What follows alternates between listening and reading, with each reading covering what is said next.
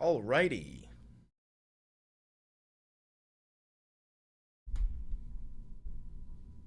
Get that out of my face a little bit. Hi, Luigi. Hi, Mama. Good morning, good afternoon, good evening, and if you're on a completely different side of the planet, good night. Hello, everybody. Hi, how are you? Weenie, what do you want? You want to play? Chase your fake beans? You want to murder this fake beans? Go get it. No? The mouse. It's a little tinier for a little tiny girl. Go get the mouse. Yeah, there you go. Go get the mouse.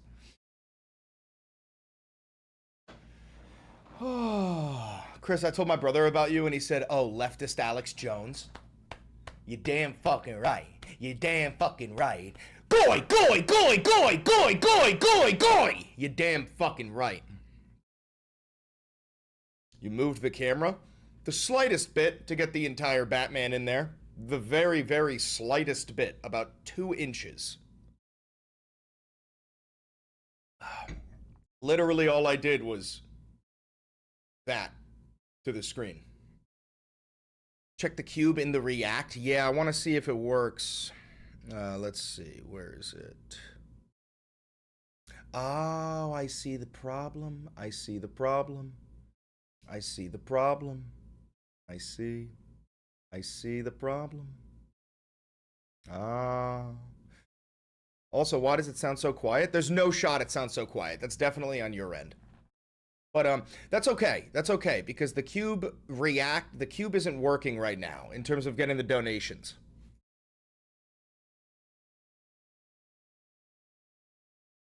Oh, I missed a video call from Nelson. Let me call him back. Yeah, it's not quiet? No, I figured it wouldn't be. You're gonna just take it off. Don't worry about it. No, I mean, I just took it off because it looked bad, but I'm down to correct it. How do I do that? I saw you do it with numbers. And then you're gonna go transform, edit transformation. Transform, edit transform. Okay. Yeah. And then you're gonna you add to the left. You're gonna take away. That makes sense. These numbers. So what? Make the left number higher?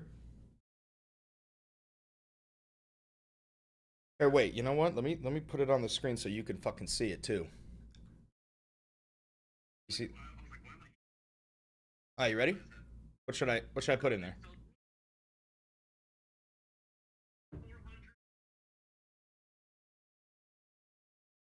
400.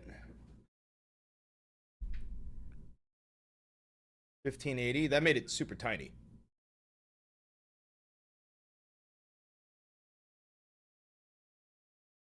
You see? 1380. Oh, there we go. Perfect. Perfect. Thank you, sir. And done. Thank you very much, Nelson. Bye-bye. Everybody say W Nelson, W Nelson, W Nelson, W Nelson, W Nelson, W Nelson. All right, so here's the thing, guys. I don't know why the cube donations are not working right now. I'm hoping that it can get fixed. I already reached out to Avi about it. He hasn't responded. I think he's busy with InfoWars right now. If you don't know, Avi's been working with the new InfoWars now that Alex Jones lost access to it entirely. I'd love to see you collab with Rashad Crenshaw. I don't know who that is, but I'll look him up. I'll look him up for sure. Always remember, if I don't know who someone is, that's their fault. That's not my fault. That's their fault. Okay? Yes, with the onion.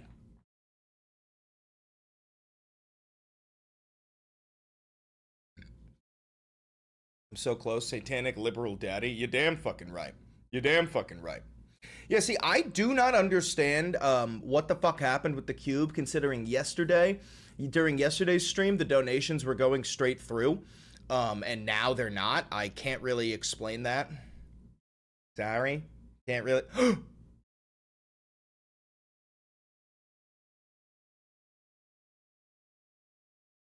It worked. It worked.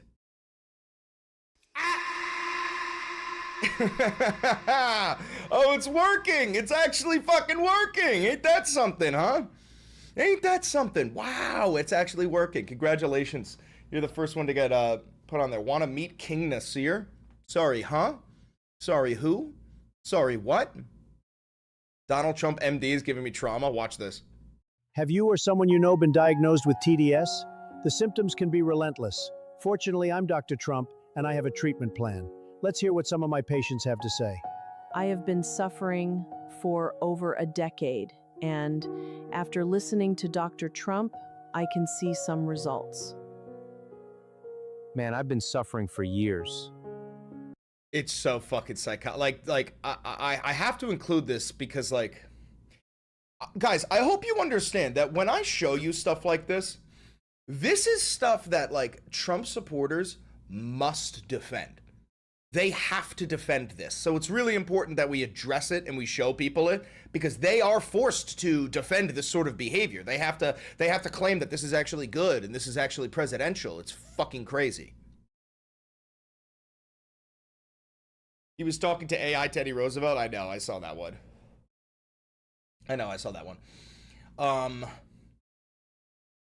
Okay.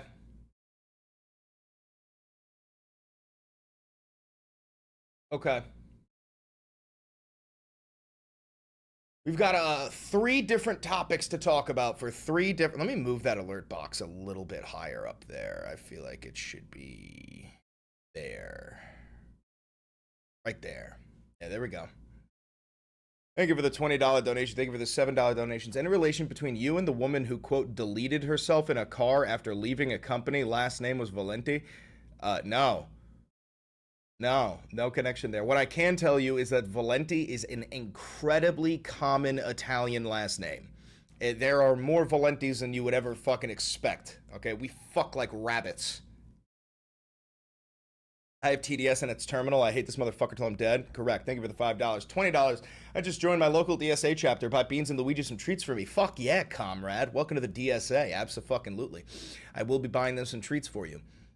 The only TDS I'm thinking about Trump. The only TDS is thinking Trump is worth anything. Correct. Well, I mean, I think TDS should be applied to Trump supporters, and you just call it's Trump deity syndrome. They praise him like he's a deity. Thank you for the $5. You take my money, you gorgeous man. Love from your self-appointed second favorite Aussie. Second favorite behind who? We all know who. Second favorite behind who? Who?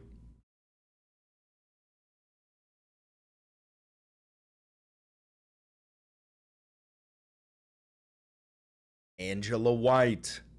Angela White. Angela White. Angela White. Don't look her up. Okay. Thummies, we need reactions. Oh, yeah, for the Here It Comes meme. Hold on. What is the Here It Comes meme? All right, so for Here It Comes, I have to do the Here It Comes face for this thumbnail. Okay, hold on. Ready? I have to kind of turn like I looked at it. Ready?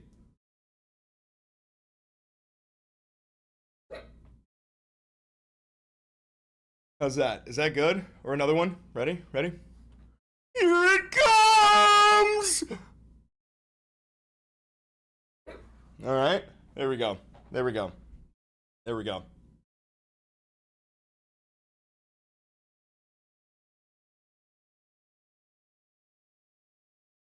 Let me see. I want to see it. Nelson made some fire thumbnails for today. Nelson made some fire thumbnails for today. I think he's working on this one right now as we speak. Look at it. Oh, it's great. Oh, it's fantastic. Oh, it's coming. Here it comes. Fantastic. Huge fan. Huge fan. And then the other one. Oh, you need one for I'm fine with it? Here's one for I'm fine with it. All right. Here's the thumbie. Here's one for this one. Ready?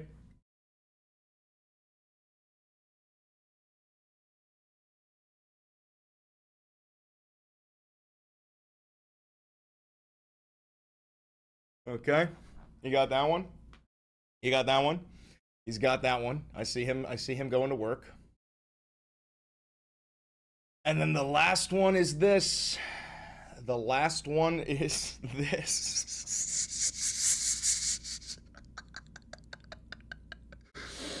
Oh, God. Okay. What should we do for this one? What should I do for this one? Maybe this. Ready?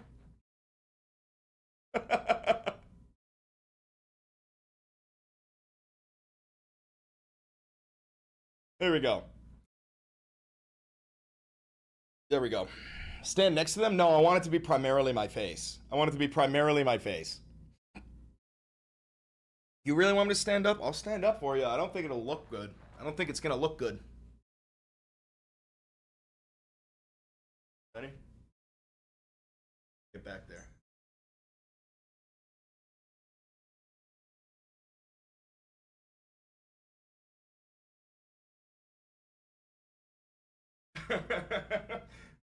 Your ball, mama. Oh.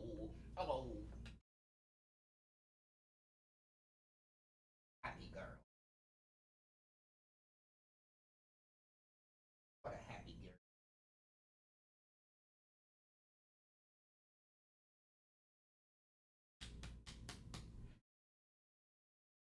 Weenie, we can't. Working. I'm working.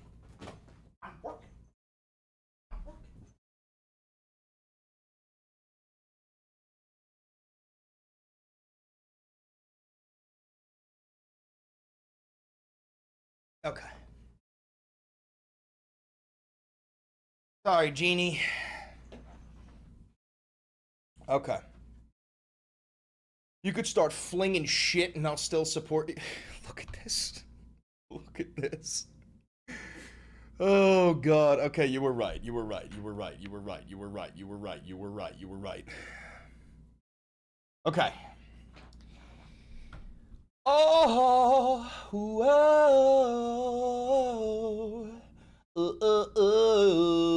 Yeah. Let me get, is the cube still going? Yeah, no, the cube is still going. We are golden. Yeah, no, this is the fear-inducing socialist. Okay, you know what's funny? I'll bet you guys money that in the middle of recording, Mitch McConnell's gonna die. Okay?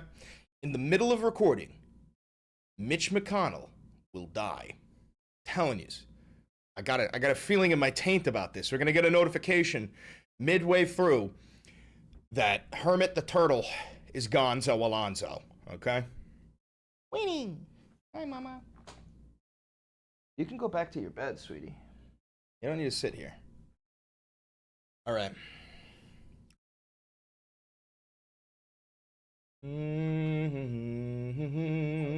Weenie. It's okay, mama. Don't cry. I know you just want to play, but I have to make money so I can feed you.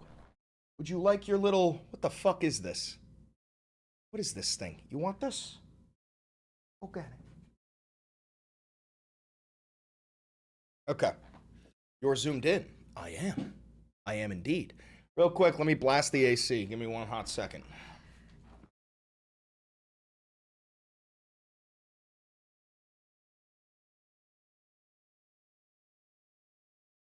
It is hot as a motherfucker, man. It's supposed to hit what? Like 103 degrees? Supposed to hit like 103 degrees?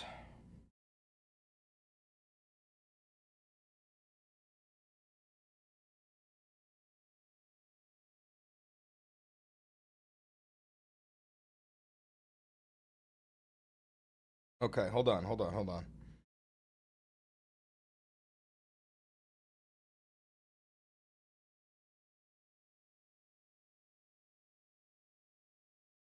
All right. I have to text fine shit.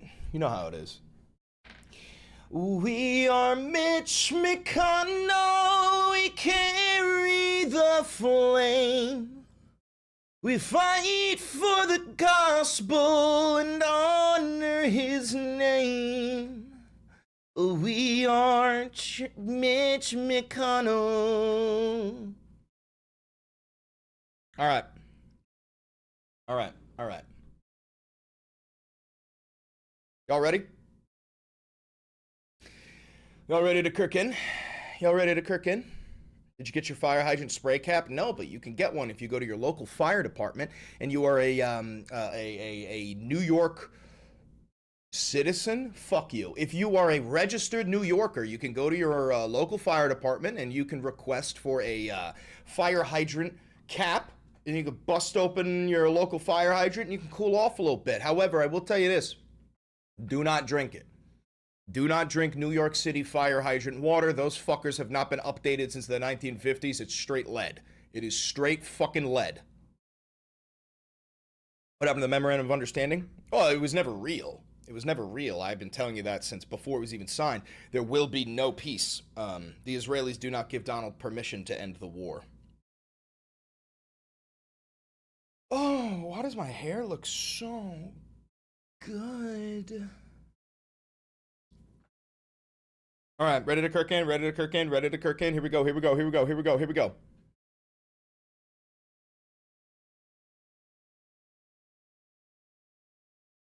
It's hotter than Satan's rectum, and Donald J. Trump is floating the idea of all-out war with Iran. If you didn't know, the war that we have been fighting against Iran, and losing, mind you, has not been all-out war. It has been, I guess, faux war, F-A-U-X, not F-O-E.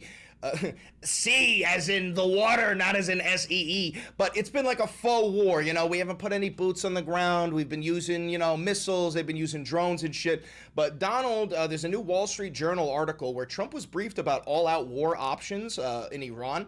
And he's totally fine with the potential full-scale ground invasion of Iran with hundreds of thousands of U.S. troops, which we would still lose, by the way. There's 93 million people in Iran, and it's a mountain fortress, which is why Trump keeps on questioning or floating the idea of using low-yield tactical nukes in order to destroy their underground facilities, where they have like a train system funneling around missiles and drones, and then like Wile E. Coyote, the desert opens up, out comes a fucking missile, fire, down, back on the train, back into the mountains type shit. Luigi. Anyway, so we're going to be talking about that. We're also going to be talking about how the U.S. military has hit a record high in its military recruitment, okay? Which is, it's not good news. It's not good news, okay? It's very, very bad news, because when military recruitment goes up, that is usually a sign of an economic recession. It's also a sign of rising unemployment. People join the military out of a state of desperation, okay? There are genuinely only two types of people in the military: those who joined out of a state of desperation, and those who come from military families. Their daddy was in the military, their granddaddy was in the military, and it's almost like a family business being passed down. So absolutely nightmarish and ghoulish behavior. Ukrainian forces have been striking the ever-loving fuck out of Russia. I mean, deep within Russian territory. So the Russians are getting shellacked. And then the Russians responded by striking in Kyiv in an 11-hour barrage. We've got footage of this. It's absolutely fucking crazy. The Israelis are finally publicizing their concentration camp plan. I'm not even kidding about that. There's an Israeli plan to, quote, herd Palestinians into controlled shelters. So this is, I'm not kidding, guys. This is just the final solution, the final nail in the coffin. They're herding them into death camps.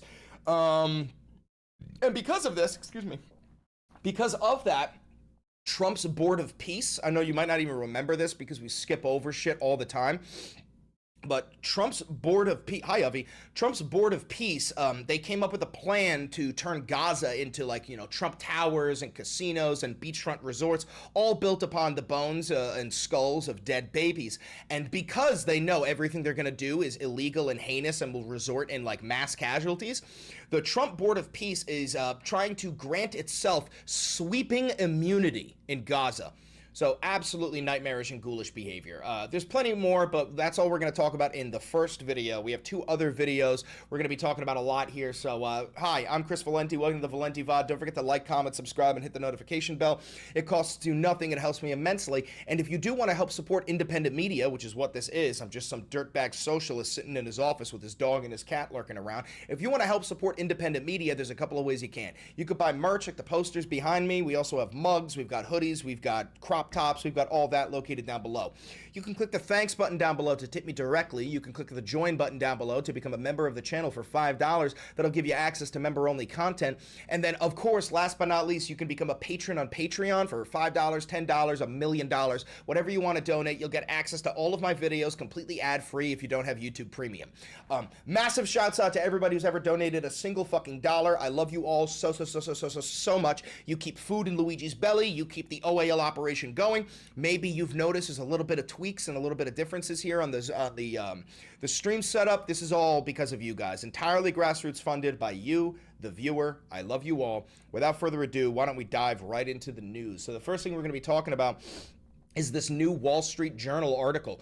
Trump briefed on all-out war options in Iran, but opts to stick with talks. The Fuhrer has told aides that he is fine if negotiations with Tehran blow past an August 18th deadline for a nuclear deal, officials say. Washington. The Fuhrer has weighed a return to all-out war with Iran, holding multiple conversations in recent days with Defense Secretary Pete Hegseth and Chairman of the Joint Chiefs of Staff, General Dan Kane, on more strikes, but has decided to stick with diplomatic talks for now, according to U.S. officials familiar with the discussion.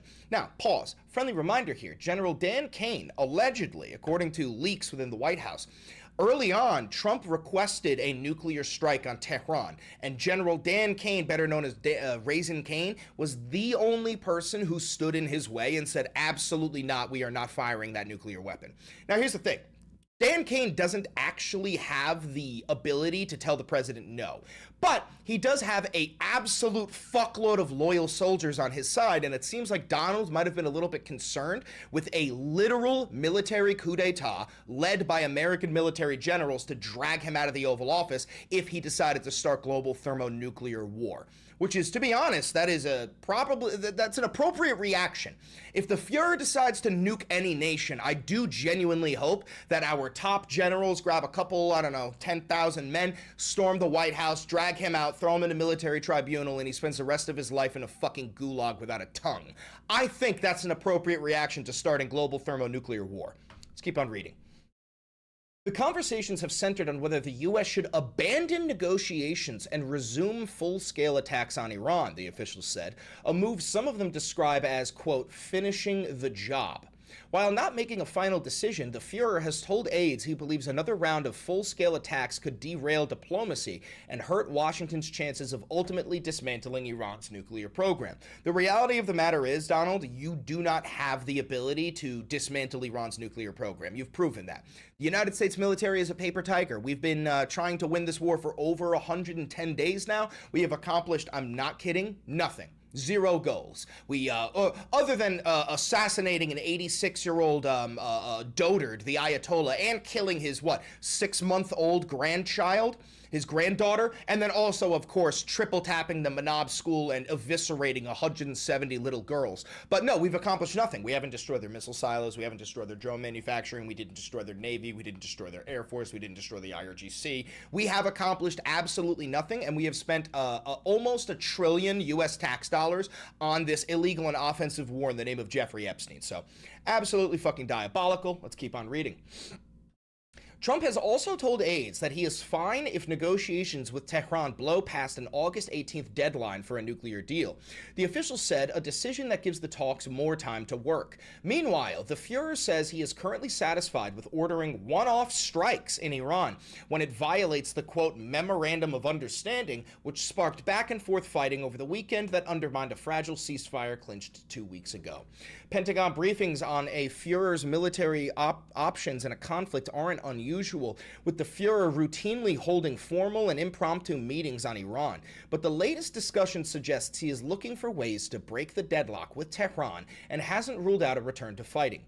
Resuming the conflict, some officials acknowledge, would be a tacit admission that the much-touted Iran deal failed. Okay, so here's the thing, guys. Let's talk reality. The Iran deal, the Memorandum of Understanding, it did fail. It's already over. It already fucking failed. So that means that Trump, his only option right now is to A, surrender, or B, full-scale total war, okay? Now, Donald doesn't have it in him to admit defeat. This is a rapist we're talking about, so he will probably take the rapist mentality and say, why don't we just force the Strait of Hormuz open and make our way in there? So I do not expect him to surrender, and I do think he is so psychotic that he would do a full-scale boots-on-the-ground invasion. Don't forget, he said that he wanted to start with Karg Island. So I'll give you my prediction right now.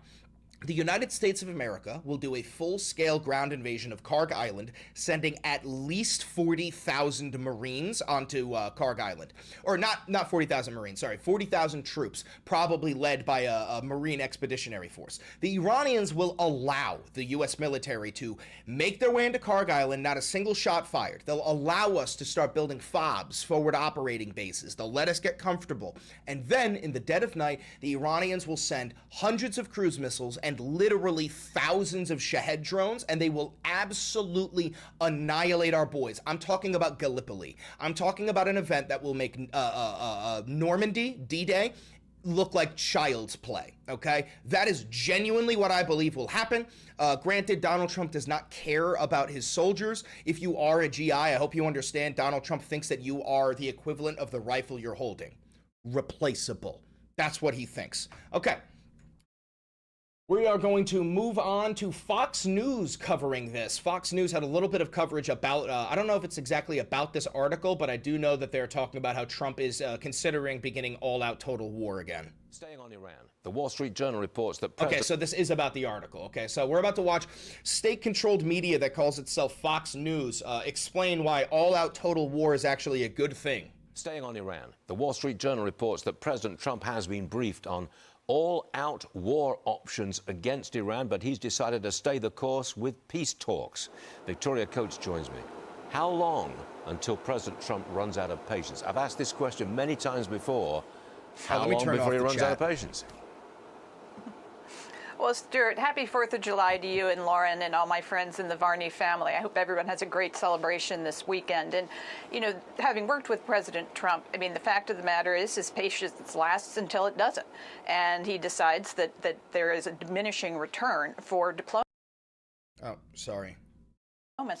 But I'll tell you, I'm back last night from Iceland, from Reykjavik, where Ronald Reagan met Reykjavik, you dumb bitch. with Mikhail Gorbachev 50 years ago this October.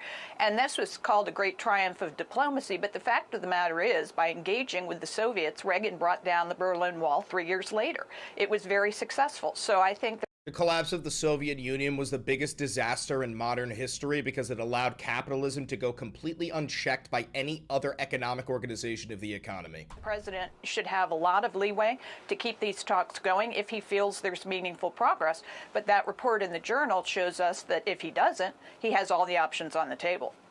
Next one, Russia, Victoria. Russia launched a massive drone and missile attack on Kyiv. Apparently, this was retaliation for Ukraine's recent strikes on Russia.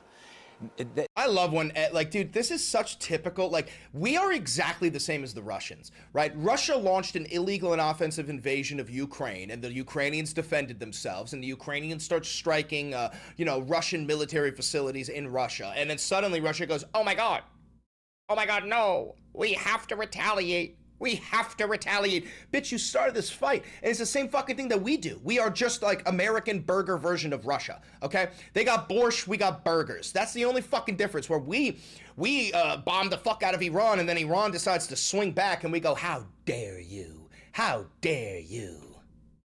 They may have attacked Kyiv last night, but I have the impression that Ukraine is beginning to get the upper hand. Is that the way you see it? No, I really do see it that way. And I think it's really interesting that you have two countries, Iran and Russia, both of whom have top 10 proven oil reserves. They can't keep fuel. in their economies. They can't keep processed crude in its various forms flowing to keep their war machines going. And so this is a real crisis for Putin. I mean, his people, will put up with a lot, but they also know that they are an energy titan. They're one of the big three producers. Why can't they get gasoline for their cars, for their heaters, for, the everyday necessities of life? So that's where he starts to have a real problem at home. And so, as we go through the summer, we see how Ukraine does. I think the president might have a lot of leverage to force a negotiation on more favorable terms for Ukraine and the United States. Oh, yeah. Yeah, because this motherfucker said that he would end the war on day one. But yeah, no. He's definitely in a better position now, right? He's definitely able to negotiate now because something has fucking changed. Is there any mechanism that Putin can be removed from office from inside Russia? Assassination. I mean, it would be very difficult. I mean, he's really a master of remaining in power. But that's the thing about dictators is you're riding a tiger. And if you try to get off the tiger, it's going to eat you. So he's in a somewhat interesting position. Yes, he has a lot of political strength at home. He remains quite popular. But no one's immortal, even if... Somebody just say Valenti cum instead of Valenti cam. Y'all are out of your fucking gourd. Okay, so it's not just all-out war with Iran. There's also all-out war breaking out between Russia and Ukraine. Granted, we already knew this war's been going on for so fucking long, and it's something nobody talks about, which is the fact that there is like 30,000 people dying in a conflict, in a war in Europe every month. We kind of have just moved past that. We've kind of just moved past that. I mean, it is absolutely insane. All right, so now we have news. The U.S. military has hit record high recruitment levels, which is, by the way, a sign of economic recession and unemployment skyrocketing. Let's get a look at Fox News, or state-controlled media that calls itself Fox News. Let's get a look at their coverage here. Celebrating the 4th of July. It's coming up in a few days. So we asked our first responders, veterans, and their family members to come in. So they woke up at, 2 a.m., 3 a.m. to come in this morning. Thank you. What time? Early. Thank y'all. You woke up at 3 a.m. to go on Fox News? That's the saddest shit I've ever heard in my fucking life. Thanks for your service. And by the way, that was prompted by no one. Right. That came from them. USA. Right. And you're not even on the news. You're in the audience. Country. Yep. Well, coming up on our 250th birthday, that'll be the theme, and we're going to get to you guys in just a moment. But first, the U.S. military is seeing a recruitment boost ahead of America 250, with all 5 branches already exceeding their recruitment goals for the year. Yeah. Brother, that's not a good sign. You know what else isn't a good sign? When you change the name of the Department of Defense to the Department of War. These are signs of weakness, guys. I hope you understand that. Like, for you to call your Defense Department the Department of Defense means that you have achieved American supremacy. You no longer need to wage war to get what you want. You are the supreme dog. You're the global hegemonic superpower. For you to change it, all you have to be focused on is the defense, defending the homeland. For you to change it to the Department of War means you're so fucking weak that you're battling everybody around you to get the shit that you need. Nobody respects you anymore, and you are forced into combat. You know what this is? It boils down to something as simple as toxic masculinity. I'm dead ass about this. I know a whole bunch of you fucking chuds are going, look at this fucking piece of shit talking about toxic masculinity. No. What it literally means is like think about it. There are the people. You ever seen the meme of the monkey yelling at the lion, or the lion roaring at the monkey, and the monkey's sitting there like this and smiling? That's the difference between the Department of War and the Department of Defense. When you need to go out swinging and fighting everybody that you see, that's usually a sign of weakness and a sign of, what is it called, compensation for your tiny little shrimp dick, okay? For you to be able to just be calm and quiet and collected and cool, that's strength. So everything you're seeing, the rising recruitment rates, the Department of War, all of these insanely aggressive military propaganda advertisements, these are all signs of complete and total fucking weakness. Yeah, the Army's already hit it. Meanwhile, Brian Yanis is live at the U.S. Armed Forces recruiting station in Times Square with all the details. Hey, Brian. In Times Square? In Times Square? Are you telling me New Yorkers are still enlisting in the military? We should secede. We should secede from the Union, okay? I'm being so fucking badass about that. We would be our own country. Call it New Mumdanistan. Blow me. Hey, good morning from the iconic U.S. Armed Forces recruiting station in the middle of Times Square. Opened in 1946, it is the largest walk-in military recruitment facility in the United States. And what better way to honor and celebrate America 250 than by honoring those... Look at this. Military recruitment hits 15-year high. 62,000 people joined the Army in 2025. 30,000 people joined the Air Force. 26,000 joined the Marines. 800 joined Space Force. And 44,000 people joined the Navy. This is not good, Mark. This is not good news. We will not be bees. This is bad. It's a sign of... Also, you don't need to take it from me. I know that a lot of you trust this fucking AI overview. There's plenty of articles about this going back to like 2011 here. But higher military recruitment often signals economic struggle. But it is not the only cause. When the civilian job market is weak and unemployment is high, more people enlist. The military provides a steady paycheck, healthcare, housing, and education benefits, making it a reliable backup plan during tough times. So what does this mean? This means that the United States government will offer you socialism if you're willing to die for capitalism. Think about that. The way that they attack the DSA candidates, Melat Kiros or Brad Lander or Claire Valdez, who are saying things like, we want to give you universal health care. Well, there it is. We want to give you affordable housing. Well, there it is. We want to give you free college. Well, there it is.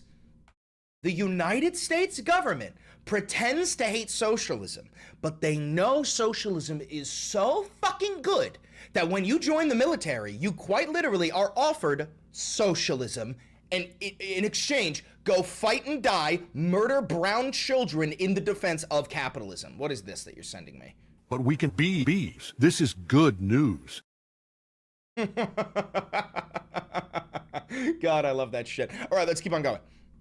Who are sacrificing, those who have the patriotism and the courage to sign up and volunteer every single day to put on that uniform. But first, let's talk about the numbers. 2025 saw the highest military recruitment nationwide in 15 years across all 5 branches, the Army, Navy, Marine Corps, as well as Air Force and Space Force. And that momentum continued into 2026. In fact, all 5 branches have already exceeded their recruitment goals as of April 2026. Holy ever-loving fuck, bro. Holy ever-loving fuck. Just incredible. And when you ask the Department of War why, well, they say that is in part due to President Trump and Secretary Hegseth's leadership. They say it is restoring the warrior ethos and establishing peace.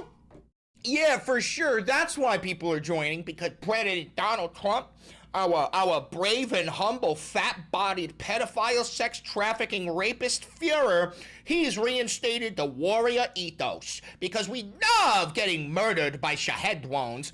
No, cocksucker. The reason people are joining the military is because everyone's fucked. Everyone's fucked. And when you're desperate, you join the military. Strength. But I also have folks here from the U.S. Army who are here with us this morning, including Lieutenant Colonel Oliver Karp. You joined the military after 9/11. You're in charge of recruitment here in New York City, celebrating America 250. Pretty awesome to see these young people signing up. I couldn't be more proud than to command this storied recruiting battalion here in New York City. I'm from New York. I grew up not far from here. I'm commanding a battalion that put in almost 5% of the new recruits into the Army. Guy said he's not far from here. I guarantee you he's from like Rockland County or Syracuse. Last year. This year, we've already put in 481 reservists. So we're on pace to do our part to support U.S. Army Recruiting Division to make their reserve mission. We are excited and we are working hard. We've been working hard for years to make this happen. Amazing. And Jessica Sikchi, you have just signed up to be part of the U.S. Army Reserves. Tell the... R.I.P. You're getting bodied by a Shahed drone, sweetheart. Folks at home, why did you decide to sign up? Yes, sir. So recently I just graduated from John Jay. So I just graduated with my major in law and society. I just joined the Army Reserves, especially because they have the benefits. And one of the benefits is that I could serve my country while also serving the city. I do want to eventually do NYPD, which is why... Oh, it's so typical. It's so typical. I'm gonna join the Army and then I'm gonna become a cop. I joined reserves. So how about get a job? How about get a real job? Why don't you join ICE? So I feel like that's one of the benefits I really enjoyed. And I feel like everybody should come to join the army. Definitely have a lot of benefits. Everybody! I think everybody should join the army. Bitch, move to Israel, okay? Bitch, move to Israel. Fuck you. You guys could take advantage of. And I just want to say a shout out to my sergeant, my recruiter, Sergeant Diaz. She helped out. It was a long process, a 1-year process. And I feel like she will help you all with it. Well, thank you so much, and good luck when you show up to basic training in Yeah, good luck in Carg Island, sweetheart. guys, back to you. U.S. Oh, Jesus, it's so bad. It's so bad. Okay, moving on to more fucking war. Ukrainian forces strike refineries, ports, and air defense systems behind Russian lines. In brief, President Volodymyr Zelensky announced that Ukraine's defense forces have conducted deep strikes targeting Russian military logistics, oil infrastructure, and air defense systems. The General Staff of the Armed Forces of Ukraine and the Security Service of Ukraine confirmed operations against the Tyumen oil refinery in western Siberia, the TES Terminal 1 in Kerch, and Port Kavkaz in the Krasnodar Krai. Ukrainian forces reported the destruction of multiple railway bridges connecting the occupied territories, radar stations from S-400 systems, and Pantsir S air defense units stationed on the Crimean Bridge. All right, so what is this? President Volodymyr Zelensky stated on Sunday, June 21st, that the Ukrainian Defense Forces executed a series of long-range strikes against Russian military logistics, the oil industry, and air defense systems. In a Telegram post, Zelensky characterized the operations as fair responses to brutal Russian strikes against our people, expressing gratitude to the Security Service of Ukraine, Unmanned Systems Forces, and the Main Directorate of Intelligence and the Special Operation Forces in their coordination. I think this is footage of the Russian oil refineries burning. God damn. God damn. God damn. God damn. Well, I mean, honestly, I'm a little bit desensitized because I just watched footage of the Israelis blowing up one of the largest non-nuclear weapons in modern history on Lebanon. Just like pretty much a mini nuke, except without the radiation. Just absolutely fucking diabolical shit. So, the Ukrainians are striking inside of Russia, and then the Russians respond with an 11-hour barrage on Kyiv. Look at this.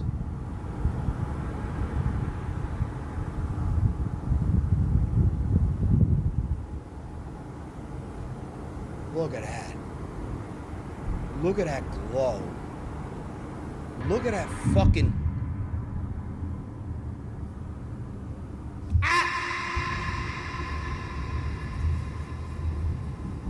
Oh.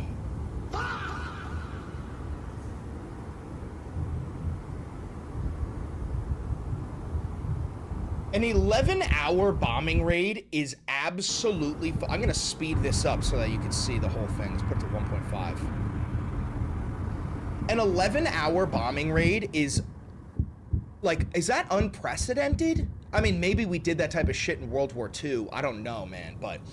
This is a civilian city, bro. There are civilians all over the city. Hey, you guys remember when Trump said he would end this war on day one? You guys remember that? I do. I lost something once.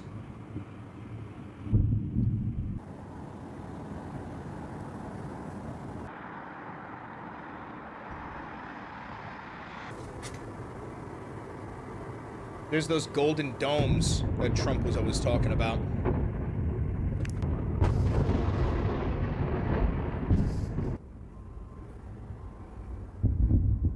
Holy fuck.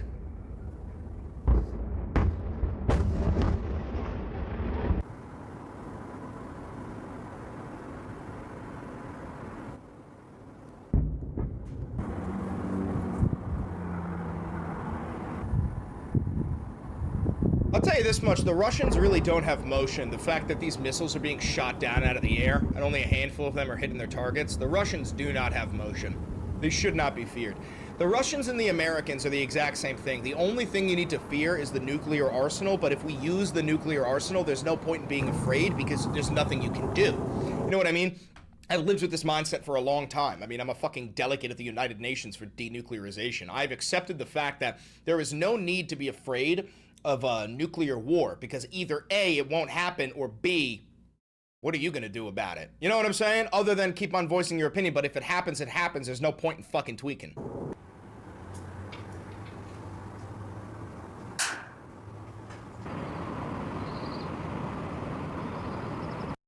Insane footage, insane footage. All right, moving on to more war. Okay, so the, like I said, told you earlier, the Israelis are beginning the final solution for the Gazan people. They are funneling or herding the Palestinians into concentration camps. These are just death camps, and they're going to mass murder all of them. So let's read this. This is from Dropsite News. Israeli plan to herd Palestinians into controlled shelters to begin within a matter of weeks.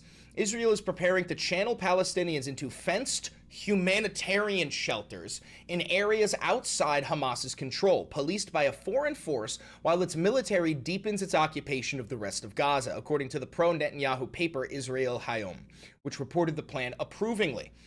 Under the plan, unarmed civilians would be directed to a first zone in Tel al-Sultan near Rafah. An area drop site has documented Israel systematically raising. A, quote, multinational force, the ISF, operating under the Trump regime's Board of Peace. This is incredibly important. I'm going to read this part slower. A multinational force, the ISF, operating under the Trump regime's Board of Peace, would deploy there from a newly built base equipped to police the zones while the Israeli military continues to maintain and deepen its hold beyond the yellow line. Now, we are going to cover this article in a second, but look at this. Trump's Board of Peace plans to grant itself sweeping immunity. Now, why would you need sweeping immunity? What do you plan on fucking doing to the Gazan people? Why would you preemptively, before it even began, go, we're gonna need sweeping immunity? It's because you plan on exterminating them. That's the reality, okay? Let's keep reading. The camp for the force, quote, has already been built, and the Board of Peace has, quote, begun identifying sites for logistics warehouses, with the groundwork underway now and the deployment in the coming weeks. The paper described the effort as a, quote, pincer movement, the military seizing more territory as the population is siphoned into the controlled zones, in the hope that Hamas is left, quote, without a population, territory, or resources. Officials said the areas would receive caravans and aid, but not the concrete needed to actually rebuild Gaza. The plan matches what Dropsite has previously exposed through leaked documents and surveillance. Checkpoint-controlled, quote, planned community in Rafah designed to force Palestinians into what amounts to an Israeli panopticon, tracked and screened as a condition of receiving aid. Now, friendly reminder, multiple times over the past few years, the Israelis have said, hey, they dropped leaflets, and they said, hey, you got to leave this area. We're going to bomb the fuck out of this area. Head over to the safe zone. And then the Palestinians, you know, it's sad, but they pack their shit. They say goodbye to their homes. They say goodbye to their pets, and they move over to the safe zone. And then the Israelis bomb the safe zone. Because, like I've said before, Israel is not a nation. Israel is a terrorist organization consisting of subhuman inferior vermin, okay?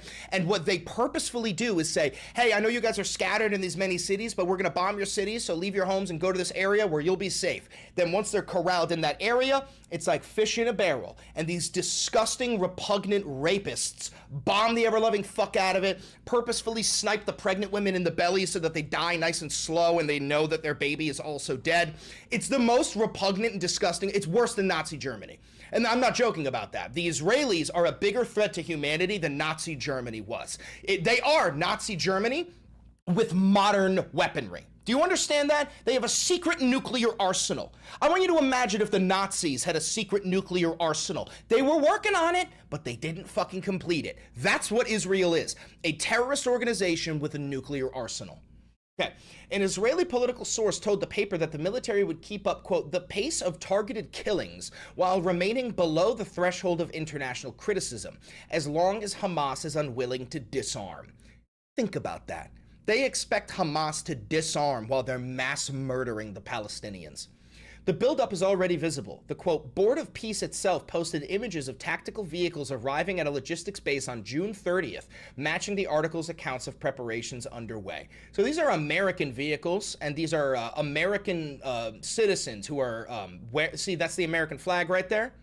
That's the Israeli flag right there. And this is because of like things like the NDAA, which will probably go through, where we are merging the Israeli military with the American military. The Board of Peace is supposed to replace NATO. It's supposed to be a stronger pact than we have with NATO, where if Israel is ever under attack, we send the Legion of Goyim, the United States military, to defend the inferior Israelis. It's absolutely fucking diabolical behavior.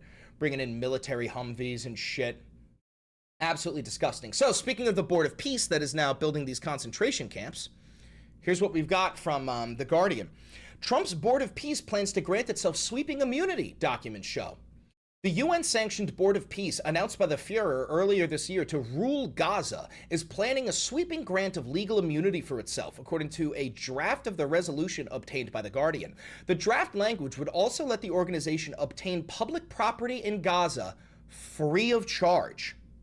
So, what you just read says, the Board of Peace, which is a collection of different authoritarian governments who paid $1 billion to suck Donald Trump's cock, they are planning to build Trump towers, casinos, beachfront properties, all in Gaza atop the skulls and bones of dead babies. And they also need to exterminate the remaining Palestinian population. So like we read earlier, they are corralling the Palestinians into death camps, and now Trump and the rest of the Board of Peace knows, hey, we're about to mass murder fucking tens of thousands of people, so we're gonna need sweeping immunity to do this, and also we need to claim their land, and we're gonna claim their land without any charges. It will be completely free of charge.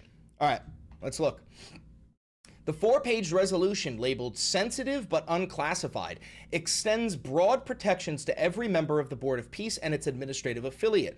The Office of the High Representative, OHR, as well as to the Palestinian technocrats, international military forces, and non-resident contractors lined up to perform work in Gaza. It defines legal processes from which they would have immunity as any arrest, detention, or legal proceedings in courts or other entities in Gaza. So what this means is the Board of Peace can literally commit any crime they want, and nobody can be arrested, detained, or go to court. Literally none of them, okay? It is unclear if the document is attempting to relieve the Board of Peace and its affiliates from prosecution in international courts, in addition to potential claims in Gaza. The Board of Peace's chair, President and pedophile Donald Trump, would have the right to waive someone's legal immunity pending majority support from his peace board, the June 2026 draft resolution states. The 7-member executive board that leads the Board of Peace includes Trump's son-in-law, Jared Kushner. Special Envoy Steve Witkoff, the President's Chief of Staff Susie Wiles, and his National Security Advisor Marco Rubio. Though countries have pledged billions, most have not yet transferred funds to support its work in Gaza, and no major contracts have been issued. Now, speaking of Jared Kushner, this is a clip from a new video from More Perfect Union. We uncovered the master plan that Peter Thiel doesn't want you to see. I had covered this a few months back, but they are literally trying to turn Gaza into a freedom city. Now, if you don't know what a freedom city is, it's essentially a billionaire playground, but there are no laws. There's one of them on this small little island off the coast of Roatan, Honduras. It is called Prospera. I believe it's funded by Peter Thiel, but there is no police, there are no laws, there is no age of consent. They do experimental treatments there. I'm talking about like straight out of like a Marvel movie, okay? And they have these all over. It's also one of the reasons why the Trump regime wanted to invade Greenland, is because they want to turn Greenland into a, what is it called? A billionaire city, a freedom city, because it's so fucking cold in Greenland. The cold climate helps the AI data centers from overheating. I'm not even kidding about that. So let's get a look at what Jared Kushner's plan is for Gaza. So we did a master plan. And again, by the way, I covered this months ago. Put some respect on my fucking name. Valenti Video's Vindication Hour. I'm never fucking wrong. This is Gaza, by the way. Develop ways to redevelop Gaza. Gaza, as President Trump's been saying, has amazing potential, and this is for the people of Gaza. We've developed it into zones. It was sort of insane to see. Look at that. New Gaza, brought to you by the Trump Organization, built upon the bones of dead babies and powered with the blood of Muslims.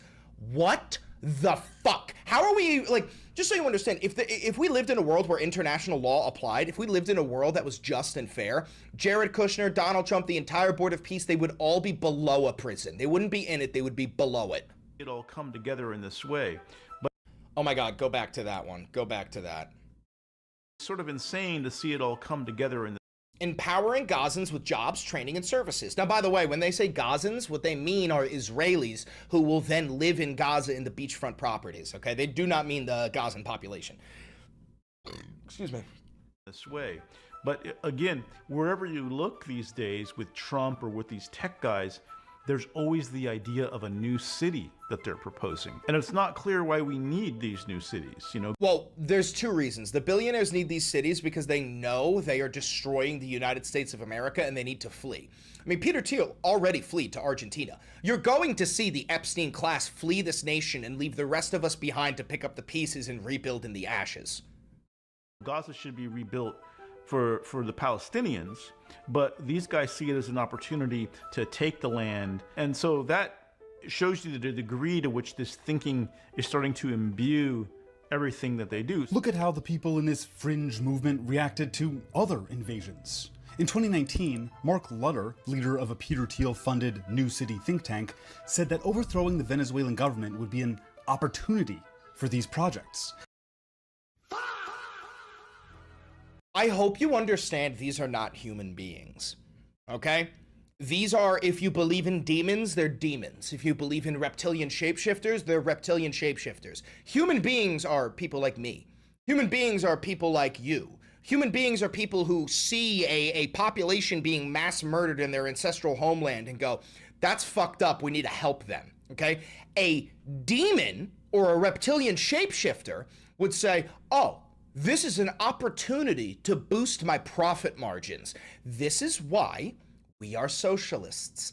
This is why we are anti-capitalist. Because capitalism relies on blood and death in order to fuel its war machine. Human life does not matter as much as profit margins do under a capitalist organization of the economy. And the unfortunate reality is this sort of thinking is good capitalism. If you care about the life of a human being, even though killing them would boost your profit margins, if you say we shouldn't kill them, that's literally, by definition, bad capitalism. That's what that is, okay? There's no debating this, by the way. And when the invasion did happen, Lutter suggested America establish a Florida or Texas-style government there. He cites America paying for a wholesale development plan after regime change, which is exactly what we're doing in Iran today, to the tune of $300 billion. Palmer Luckey, Lonsdale and Teal associate and founder of AI defense contractor Anduril, pictured here in cosplay. What the fuck is that? Suggested a privatized city on Guantanamo Bay in Gitmo? In Gitmo? Cuba, which President Trump also threatened with invasion. Again, nobody wants this. They know that.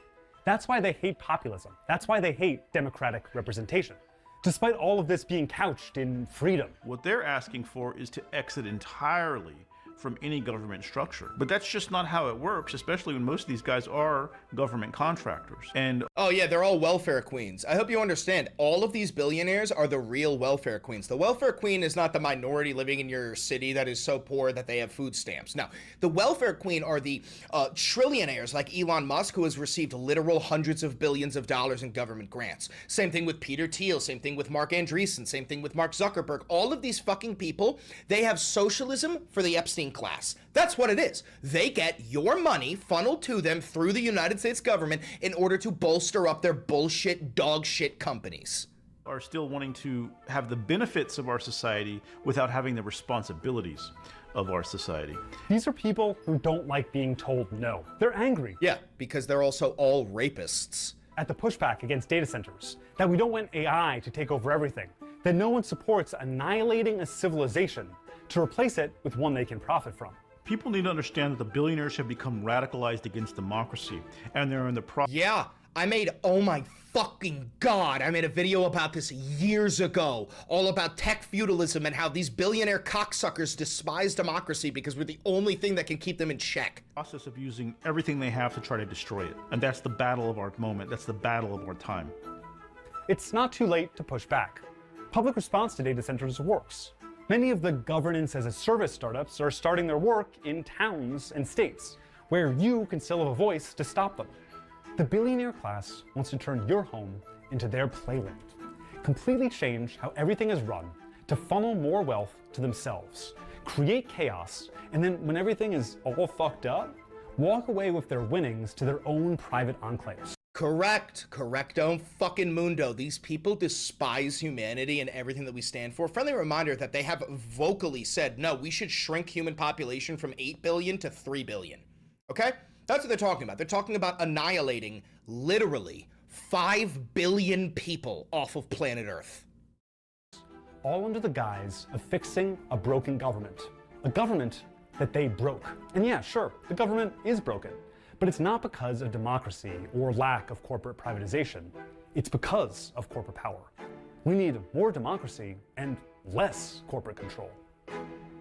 Shouts out to More Perfect Union, guys. Please make sure that you are subscribed to More Perfect Union like I just became. All right.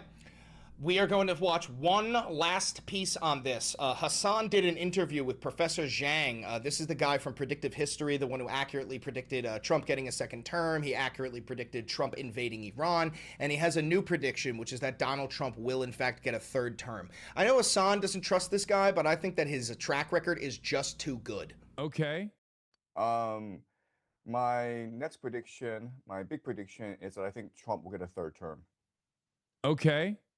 That's a little wild. All right. What makes you say that? Well, first of all, he and his family have been stealing billions of dollars. Correct. That's a lot of corruption, and it's really unprecedented. So if he were... Somebody said, I thought they wanted the birth rate to go up. No, the billionaires want white birth rate to go up. They've been incredibly vocal about that. Same thing with Elon Musk. He's like, the great white replacement. They claim that black and brown people and Asian people are like overpopulating the white population, and we need to outfuck them. To leave the office in 2028, you would imagine the first thing that any new administration would do is conduct an investigation, because it'd be very popular among the American people. I also live in China, so I know how these things work. Basically, when someone gets in office and he's behaving like a tyrant, it usually means he's a tyrant. And it usually means he has no intention of ever leaving office. So I think that given his behavior, I think Trump is intent on a third term. So then the question then is, would he get a third term? And when Zelensky visited the White House, there was a White House gaggle, and basically, a reporter asked Zelensky, "Hey, why haven't you had an election for the past 4 years? And you should be out of office." And Zelensky is like, "Well, we're at war." This is the entire reason why Donald Trump is okay with open war, open full-scale war with Iran, and okay if the war lasts years and years and years, because if we're in war, he'll use that as an excuse to cancel the election. So I hope you understand this is not about ending the war anytime soon. Trump doesn't care if the war goes on through 2027. He actually wants it to go on through 2028 as well. So we suspend the Constitution, and Trump was like, "Wait, you can do that?" And then Zelensky was like, "You like that, don't you?" And yeah, that's what he might do. He could also run as a VP and have his son. It's a violation of the 12th Amendment. Don Jr. at the head of the ticket. And then when he wins, when they win by cheating, they can, his son can abdicate and he can be the president. That's what again. Vladimir Putin did, but we already have a constitutional amendment in order to prevent that. So there's one complication there. It's actually unconstitutional for him to be the vice president. Like right now, Barack Obama couldn't run as a vice president because he's already carried out his 2 terms. Because there's a constitution, there's a constitutional hurdle there, but maybe he can climb it. I don't know. I mean, the Constitution hasn't gotten in the way of Donald Trump violating it repeatedly. That is up to debate, because if you talk to any law professor, he or she will tell you that it is unconstitutional. It violates the spirit of the Constitution. But the problem with the Constitution is it doesn't state explicitly that you can't do that. Because what the Constitution says is that no vice president shall be elected. But the vice president is not elected. He's part of the ticket. So it's ultimately up to the Supreme Court to decide. Oh my God! So literal semantics could let Donald Trump run as anybody's vice president and then pull a Putin where that guy wins and then immediately steps down, abdicates, and gives the VP the presidency. What this Oh my God. Constitution says, right? So Yeah. I would debate that they will take this to the Supreme Court. Well, yeah, I mean, the vice president has the same qualifications as the president. Like, vice president also has to be like over the age of 35, for example. Like, you can't have like a 30-year-old VP on the ticket. That is the spirit of the but Constitution. then again, who knows? This That's is the spirit of the Constitution. I agree with you. And all our professors will tell the same thing. But again, it's not in the letter. It's not explicit. And so they can take the Supreme Court. And ultimately, 3 of the 9 justices were appointed by Trump. He'll probably get another one by the end of this year. And this is why I say it is so important that if the Democrats take back the House and the Senate, we need to raise the amount of Supreme Court judges to 13, pack the Supreme Court with Democrats, progressives, preferably socialists, but that's a long shot, and then stand in the way of every single Republican policy. Don't even read it. If it's Republican, if it comes from a Republican representative, or if it comes from a Republican president, do not even read it. Immediately shut it down. Say, no, we're not doing it. And then I don't give a fuck if you're on the news and they say, what part of this did you disagree with? And you go, I have no idea. I didn't read it. It came from Donald Trump. Therefore, we're standing in the way of it. I don't give a fuck if that's one party rule. I don't give a fuck if you call that fascism. We are standing in the way of genuine fucking fascists. And if you want to win, you got to play by their fucking rules. Possibly next year. So it'll be 4 appointed by Trump. When this case goes to Supreme Court. But, it'll be great for us because it'll be Barack Obama versus Donald Trump in 2028. Oh, God. Oh, God, that's neoliberal heaven. Oh, God. And I don't think Barack Obama is insane enough to try and do that. I really don't think he would do that. Okay, you said us. You're in the tank for the Democrats. Is that what it is? Am I getting that right? No, I know. What I meant, I'm of course I'm being ironic. What I meant is like, just a general spectator. Oh, okay. It'll be like the WWE, right? The main event. Okay. The greatest clash in American politics. Barack Obama versus Donald Trump. Donald Trump's been waiting for this ever since when did he go to the White House Correspondents' Dinner and Barack Obama made fun of him? I mean, he's been relishing this moment for a long time. 2015, 2014, maybe? Yeah. No, he's been relishing this moment for a long time. They're saying 2011 in my chat. Professor Jog, is it possible to raise your volume on your end? I tried to do it on mine, but it's already maxed out just a little bit from your microphone. Sorry. Because you're a little bit quiet. Sorry. I'll put my mic closer to my, yeah. All right. There's no way to crank up the volume on your. All right. So we have more to talk about in the rest of the videos, but what do we got from this first video? Trump is okay with complete and total war with Iran, and he wants it to last until the presidential election of 2028 so he can use that as an excuse to run for a 3rd term or to cancel elections entirely. The Ukrainians bombed the ever-loving fuck out of Russia, so Russia responded with an 11-hour barrage on Kyiv. Israel is constructing actual, genuine death camps for the Palestinians, and Trump's Board of Peace is in control of the entire operation. Because they plan on mass exterminating the surviving Palestinians, the Board of Peace is trying to draft up sweeping immunity for the crimes that they are about to commit. And last but not least, the billionaires are trying to create freedom cities all over the planet, but one of them in Gaza built upon the dead babies that the Israeli genocidal apartheid rape state has mass murdered.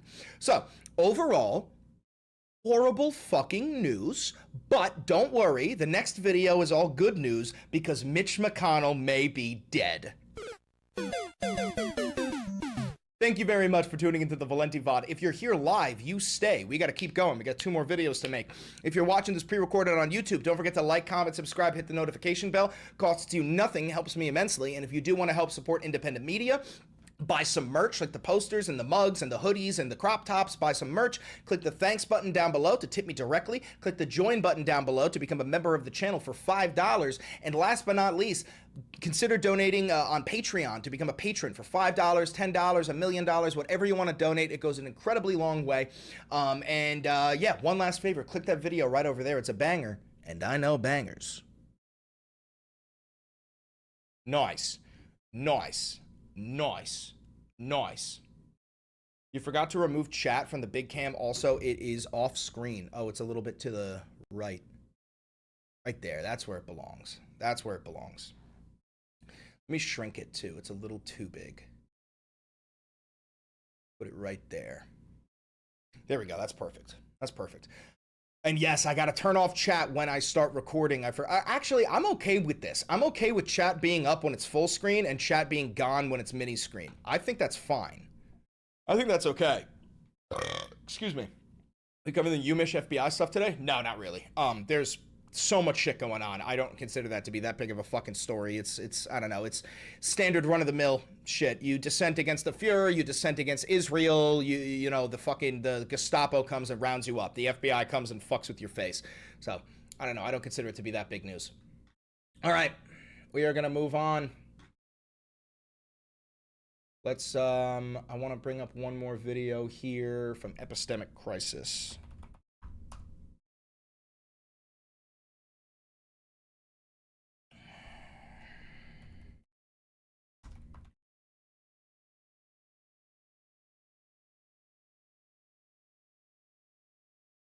Where is he? Is this him? Yep.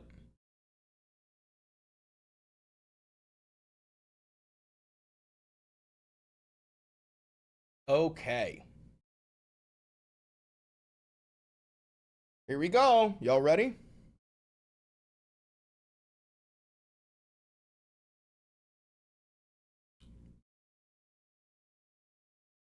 Mitch McConnell was allegedly found unconscious. They gave him CPR and then he was rushed to the hospital.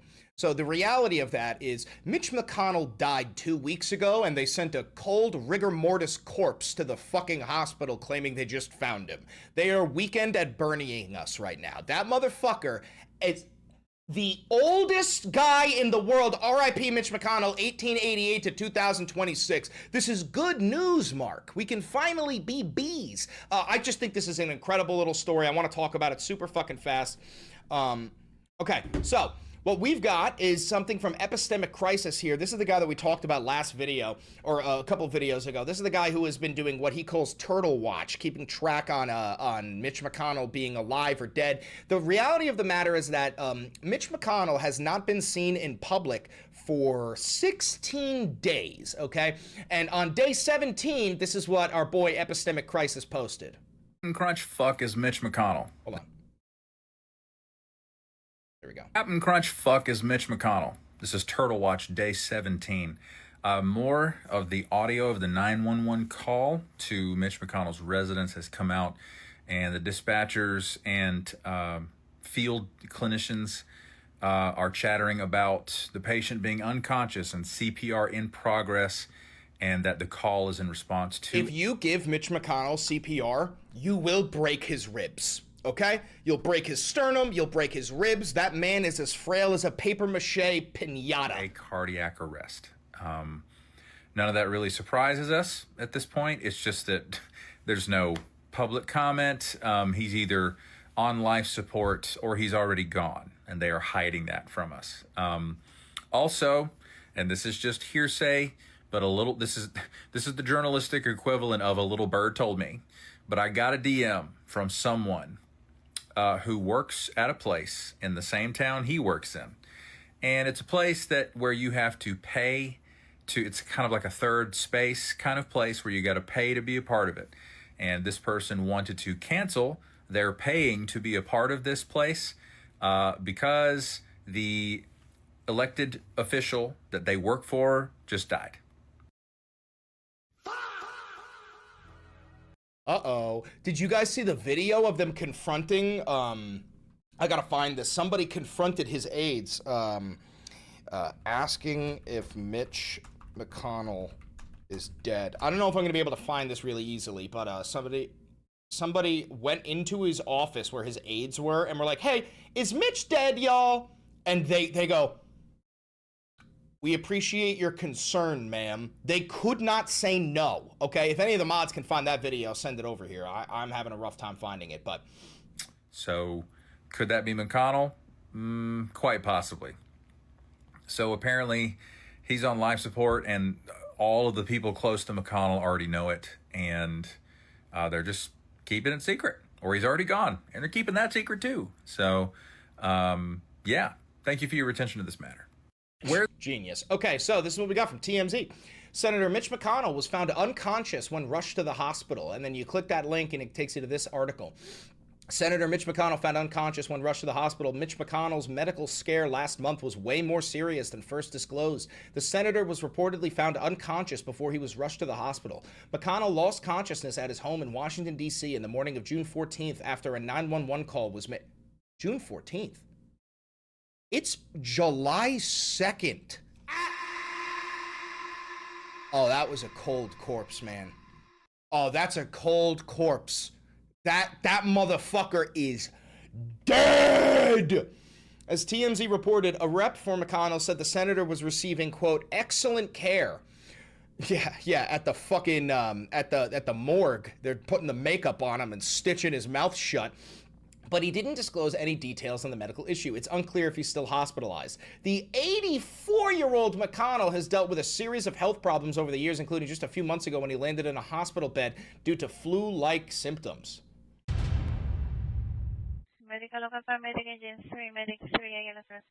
So this is the dispatch audio. Giving the address, I bet. Medical local paramedic agent 3, medic 3, ALS response unconscious.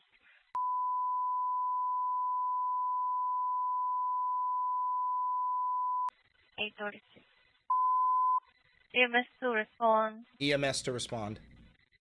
For cardiac arrest. Cardiac arrest. EMS to respond for cardiac arrest. EMS to respond for cardiac arrest. Fucking Christ, dude. I think he's dead-ass dead. I want to find this video of Mitch McConnell falling. God, it's so funny. This is a very old video, but I just want you to understand. Mitch McConnell falls. Wonder if we're going to be able to find this. Oh, I think this is a collection of all his different falls. Look at this. Ah! Hold on, let me play that again.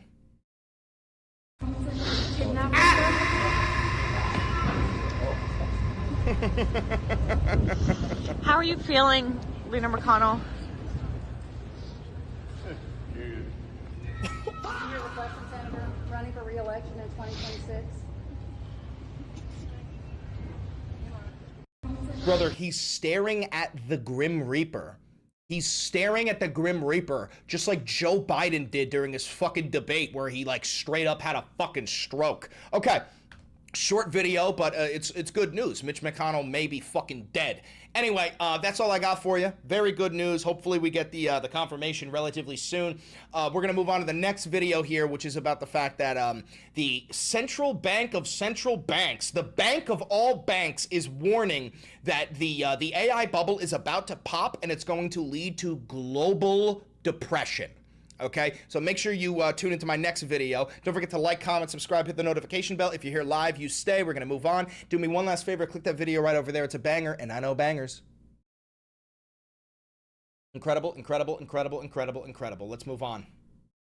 Let's move on. Let's see.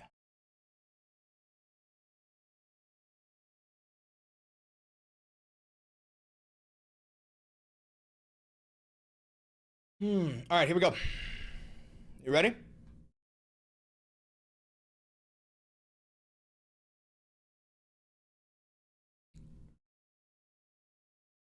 Global depression incoming. And no, I'm not talking about your lack of a therapist. I'm talking about economic global depression that is coming because the United States economy is being artificially inflated by this AI bubble, and it's all about to burst. So I've got this article for you from Fortune, and also I've got some video footage from, I think, CNBC, where a billionaire investor, Jeremy Grantham, issues a warning that crypto is all fake and it is going to destroy the entire global economy.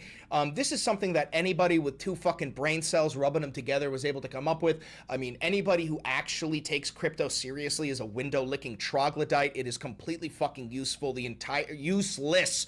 Fuck! It is completely fucking useless. The entire thing is a scam designed for the stupidest people in the world to spend their money and then have it rug pulled from them, so the wealthiest people in the world can extract more of your income. It's absolutely diabolical. Before we dive into this, hi, I'm Chris Valenti. Welcome to the Valenti Vault. This is real independent media. I've never had a conversation with an advertiser, a sponsor, a billionaire, a government. This is entirely grassroots funded by you, the viewer. So if you want to help me out, you want to help boost independent media, you could buy merch like the posters and the mugs and the hoodies and the crop tops. You can click the thanks button down below to tip me directly. You can click the join button down below to become a member of the channel for $5. And of course, you can donate on Patreon. Massive shout out to all the patrons. If you want to watch my videos on Patreon, you won't have to deal with the YouTube advertisements if you don't have YouTube Premium. So without further ado, let's dive right into this article.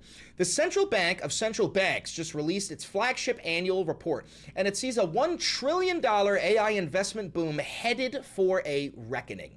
The canal mania of the 1830s, the British railway bubble of the 1840s, the dot-com crash of 2000, each began with a genuine technological breakthrough that attracted more capital than commercial returns could ultimately justify. Each ended in a recession.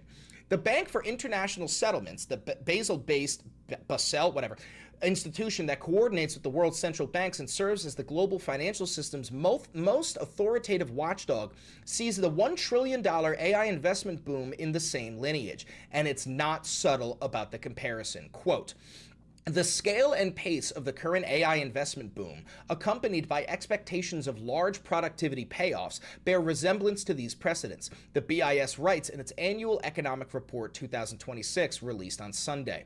Quote, "These episodes ended with an eventual reversal in investment, including economy-wide recessions." So as we all know, there are like, what, 4, maybe 5 big AI companies that are, I'm not kidding, passing around hundreds of billions of dollars to each other in order to boost up their reputation and get more dumb fuck idiots to invest in it, okay? None of the money is real. It is all collected by like shit like Trump's meme coin, right? If you don't remember this, on Inauguration Day, or the day before Inauguration, Trump released the Trump meme coin.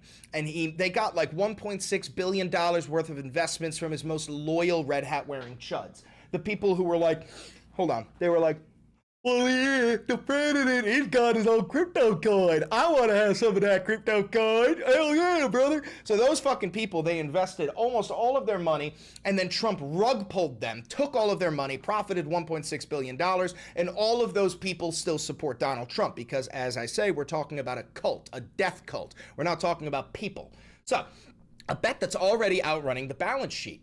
The 5 largest hyperscalers are on pace to spend more than $1 trillion on AI-related capital expenditure across 2025 and 2026 combined, a sum the BIS says is already outpacing their earnings and free cash flow, forcing some to issue debt to cover the gap.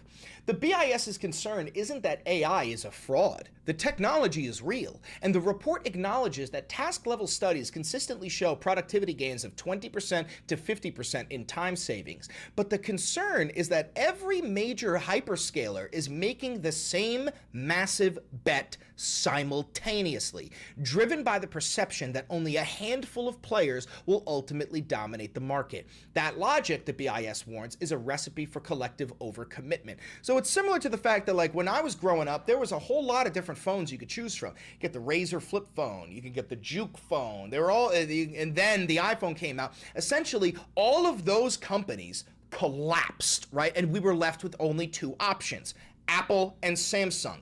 That is what is going to happen with this AI bubble. And when that bubble bursts and we're left with 1 or 2 options, probably like fucking Claude and Grok because we live in hell, right?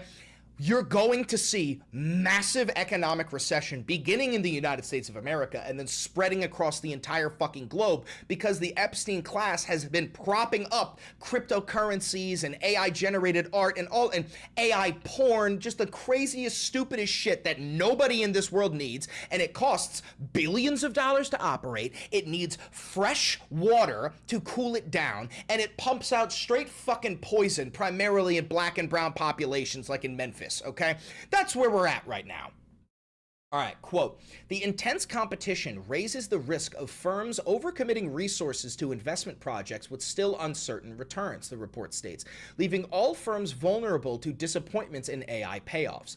Using contest theory modeling, BIS economists find that as competitive pressure drives capital expenditure higher, the net economic surplus for the sector as a whole, total payoffs minus investment costs, declines and could turn negative in adverse scenarios. A disappointment in return, the report warns, could trigger a sudden pullback in financing and turn the capex boom into a protracted investment bust. So I know I just spoke German to you. I know none of that makes any fucking sense, but it's very simple at its core. They're essentially saying that people are investing trillions of dollars into all of this AI shit, and when it comes crashing down, they're going to want to pull all of their money out, which will then lead to global economic recession. Now, most likely the government will bail out these AI companies, but they will not bail out the average person who put their fucking life savings or their child's college fund into an NFT.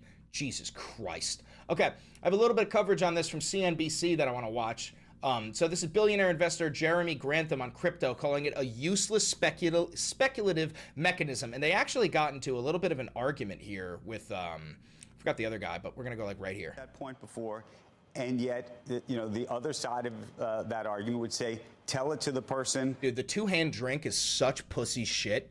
Who has either made a fortune when they bought it at $5,000 and even today sitting at whatever it is, $60,000, or tell it to the person who should have bought it at $5,000 and is looking at the $60,000. Now it's different if you get to the $120,000. Yeah, one of my colleagues at GMO actually bought it less than $1. And blockchain is a real technology, and there's a lot that will transform the way things are done. Absolutely, but we're not talking about blockchain. Well, we're talking about Bitcoin. We're talking about Bitcoin, which is, and crypto, the whole industry. And I mean, money is nothing. There's nothing that sacred about what represents a form of exchange, and the way that Bitcoin is structured. Fine. There are people that would argue with you that it has a hard asset. Other than the fact that some people have made a lot of money, like a chain letter, what does crypto do? I don't understand the question. What is the use of crypto? It pays no dividend. It doesn't represent an asset you can put your fingers on. There is nothing there. It is just an idea that it will go up in price. If you trust me, it will go up in price. On an island, when shells were used to represent an hour of work, that you got 100 people, each one. Good comparison. I can physically hold a shell though. I can go to work and you can give me some shells, and then I go to the store and it's one seashell for a cup of coffee. What the fuck? Has anybody ever been able to purchase something with Bitcoin? I'm sure that there's some of you fucking crypto losers out there who have bought like drugs off the Silk Road with crypto coins back in like 2011. That's how I used to buy and sell fake IDs. Shout out high school. But like, you can't just go to the store and buy something with fucking crypto. It's useless. This is completely faith-based. No, it represents proof of work. It represents proof of work. You're going to be totally wrong on Bitcoin too. You're going to be wrong on everything you've covered. Proof of unnecessary work shouldn't be worth a bucket of warm spit, and it will not be. All right. It's only been 20 years so far, so someday you might be right about this. Well, look, Warren Buffett's in the same camp. No, I know, yes, so is Charlie Munger. But you want me to list 10 people that aren't in that camp that are... I'm just suggesting that there's a lot of smart people who also have that view. A lot of smart people who have a different view. The point is, it hasn't outlived a general bull market. We've been in a bull market since March of 2009. Right. And when we get into a bear market, which Joe may think we never will be again, a serious bear market of down 50, 60, 70, do we think it will prosper in that environment? Anybody that listened to you from 2010, you've done a grave disservice to them. Ooh. So if you feel fine with that, that's what you do for a living. You're really pissing off all the crypto bros. The crypto bros are just whittle guys, and you're really pissing them off by telling them that cryptocurrency is fucking useless. Fine, I don't have a problem. Andrew invited you on. I'm just pointing out the facts of the situation. If someday you might be right like a broken clock, That's what we'll see. This may be a huge bubble that we're in, but you've Joe, said it again and again and again and again and again and again and someone who again. takes its view from gleaning the internet. These are fine. This is your track but record. It isn't my track record. I can go through and give you quarterly letters, which I have written, bracing yourself for a melt-up, a market melt-up. 2018. That's already 8 years. Proves you don't know what you're talking about. And there are plenty of others like that. I don't know where to go with that, Joe. Nobody does. We're talking about crypto. None of it makes sense. It doesn't hold any validity. You're debating fluff, air. It's not real. It doesn't exist. Everybody watching this, including myself, is incredibly fucking confused, okay? Because it's fake money. You can take them. I said my piece. You booked them. You've got your 1929 book out. Maybe it happens at some point. Maybe it doesn't. But hopefully it doesn't. The market at this point, the S&P is pushing 8,000 eventually, and you've probably been bearish for 80% of that. I've been saying that the market is overpriced by long-term standards. We were at 2,300 at the bottom in April. Wait, somebody said so is the dollar right now. It's not backed by anything. Yes, and we're seeing a collapse in the U.S. dollar. The rest of the world is preparing to stop using the U.S. dollar as the global reserve currency. They're planning on swapping over to the Chinese yuan because the U.S. dollar is completely fucking worthless. Of 2021. Did you ever turn bullish?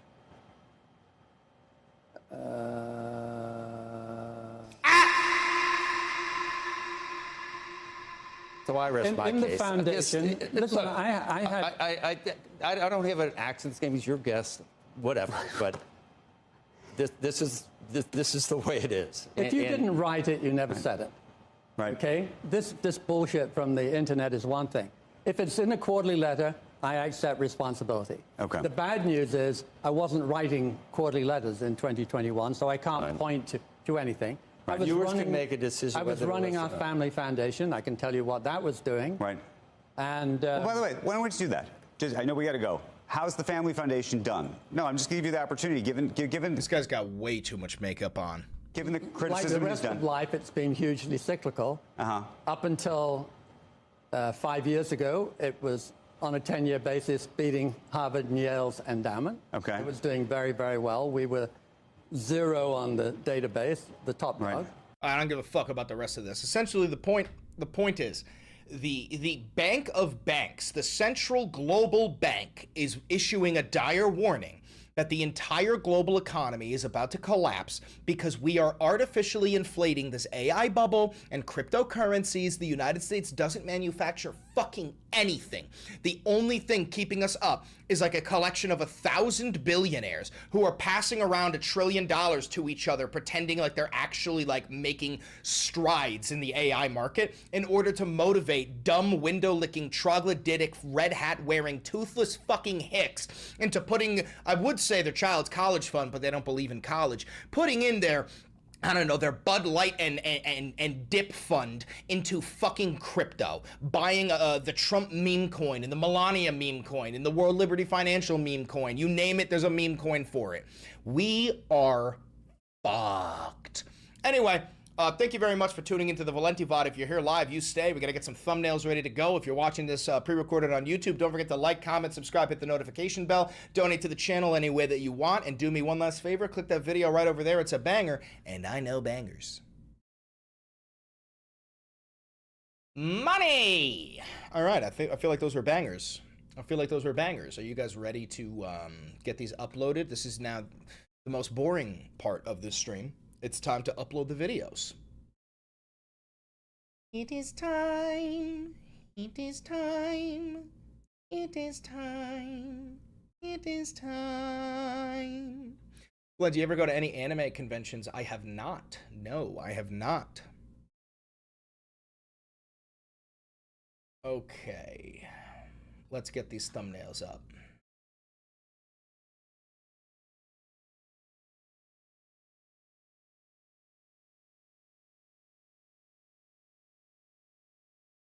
Does the DSA have more pull than the CPA? Way more pull. The CPA is fucking useless.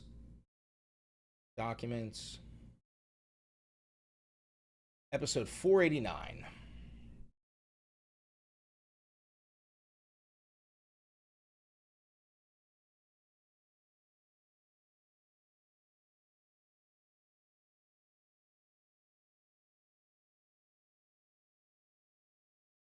Alrighty. Documents. Valentivide. Episode 489. Here's our thumbnail.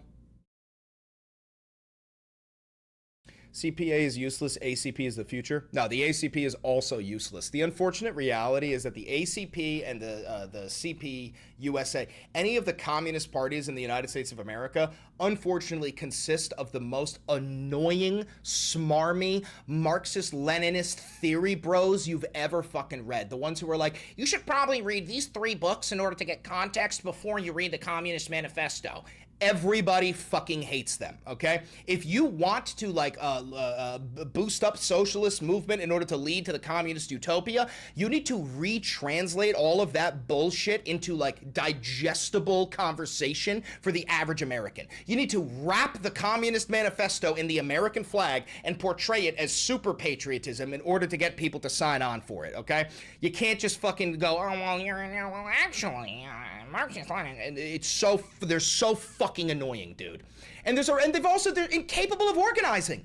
They're completely fucking incapable of organizing. The DSA has done more organizing in the past 3 years than the American Communist Party has done in the past 30. It's fucking pathetic, dude. Fucking pathetic. All right. Title. Trump wants the Iran war to last forever so he can cancel the 2028 election. Trump says he's okay with all-out total war with Iran. Trump wants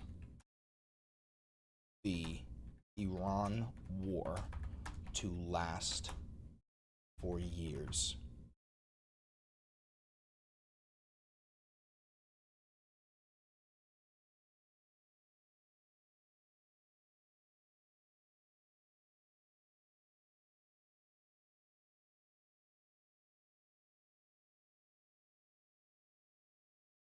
Oh, let me put chat back on. Excuse me.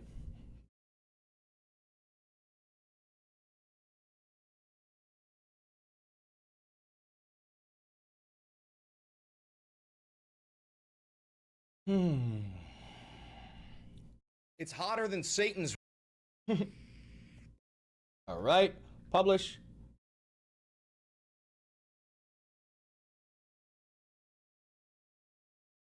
Trim off the fat.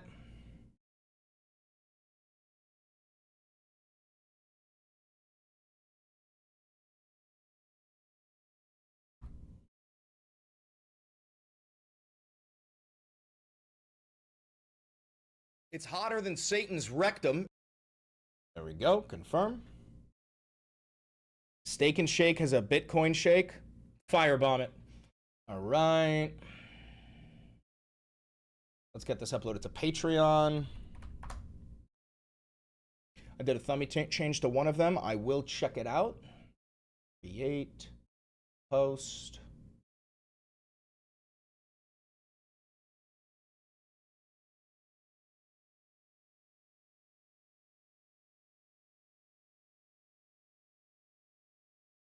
Trump wants the Iran war to last forever so he can cancel the 2028 election.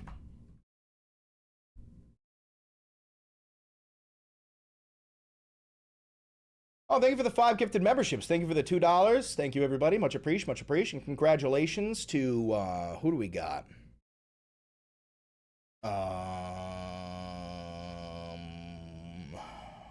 Marcos, or sorry, KWM, Braden E. Nelson, Stone, Christian Q, Rick XC, and Al Captain, whatever. Congratulations. You are all now members of the channel. You have access to the really cool emotes that we've got. Isn't that fantastic? Isn't that fun? Isn't that fun? Yay! Yay! Yippee! Yippee! Think, Mark. Think, Mark. Think, Mark.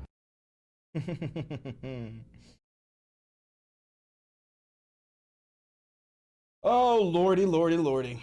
What a horrible news day. Pretty much nothing good except Mitch McConnell potentially being fucking dead.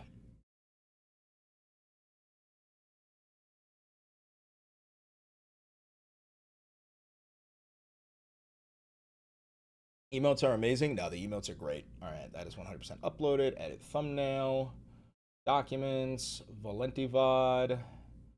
489. That one. Let the file process.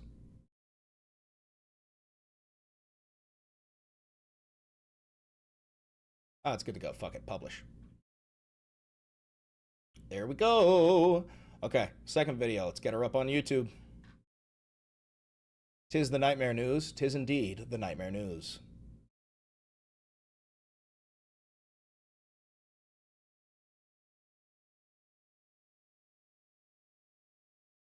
All right, let's get that second thumbnail.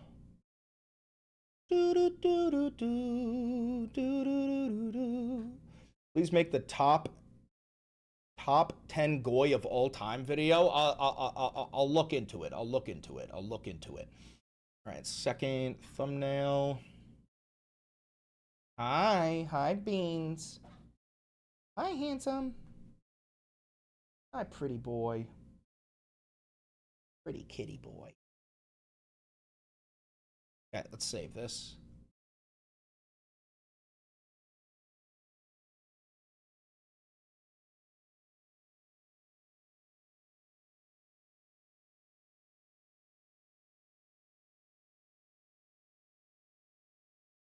Episode 490, folks. We're getting close to episode 500.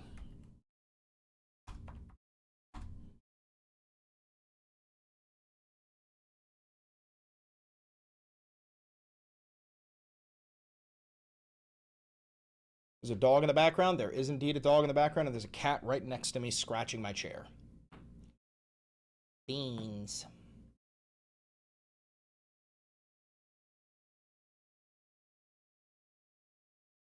All right.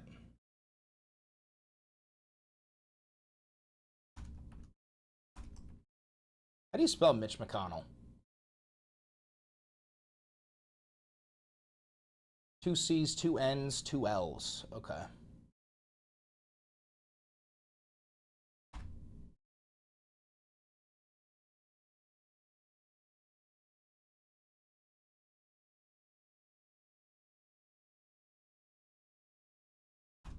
Mitch McConnell found unconscious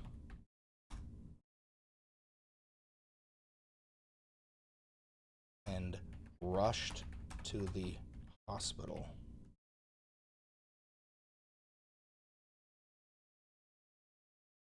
It's finally happening. Okay. Good news.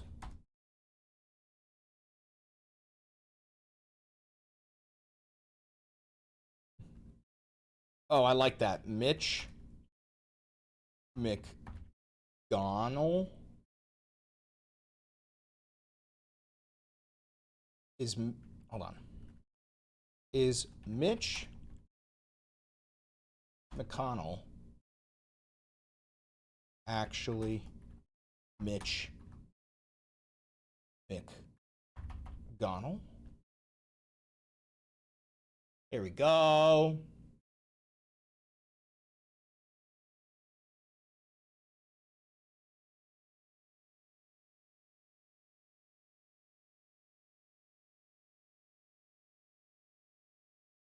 There we go.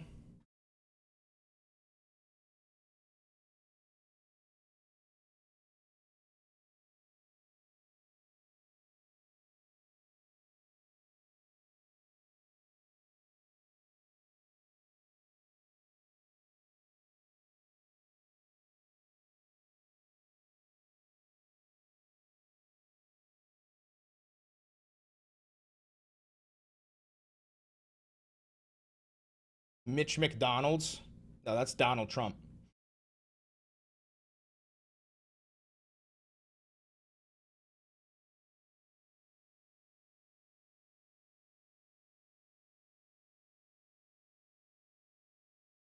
Just trim off the fat.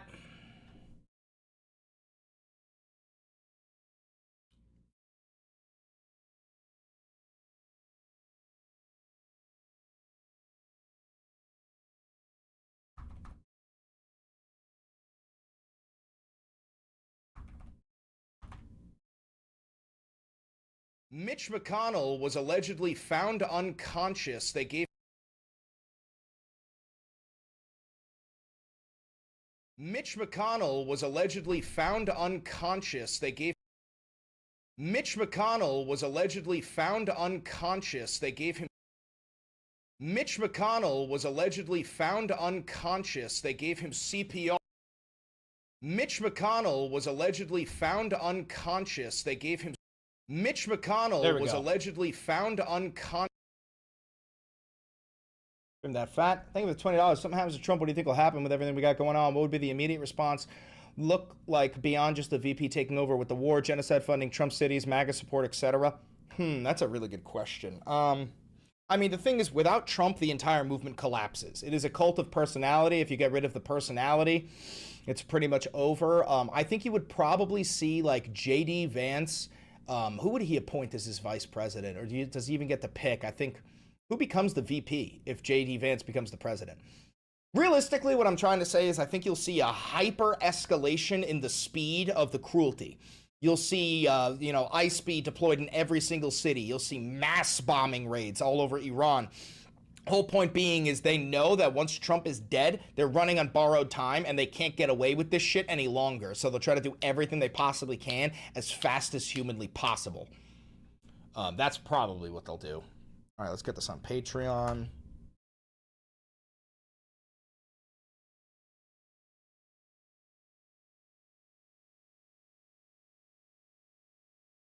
Is it Mike Johnson becomes the vice president? Yeah, probably.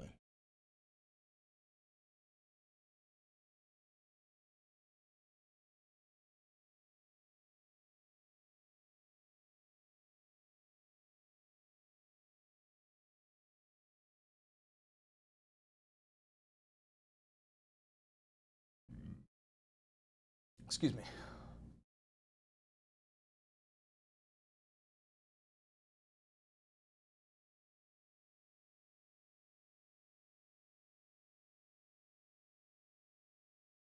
Is it going to swap? I just put in the fucking thumbnail. Is it going to swap over or not? God damn.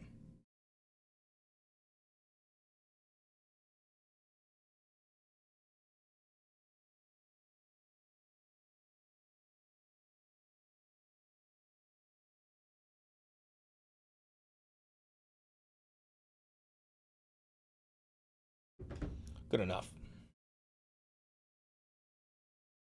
Alrighty. And now the third and final video.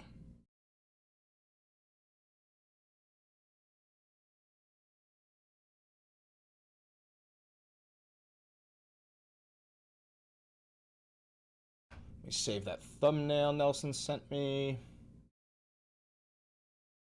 Hi, Bean. Hi, Beans.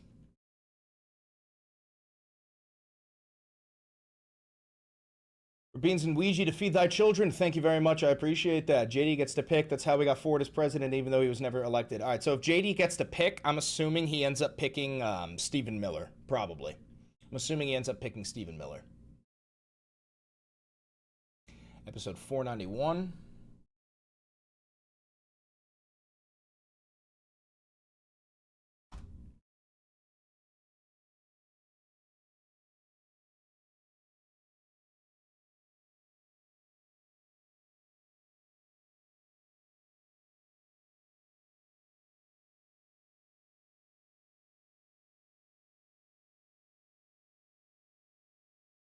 All right.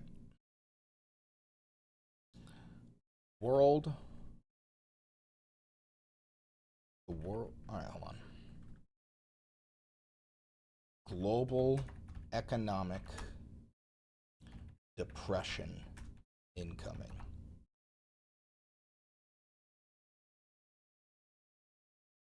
Here it comes. The AI bubble is about to burst.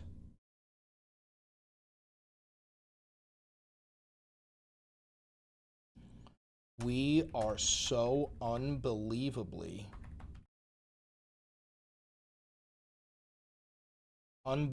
fucked.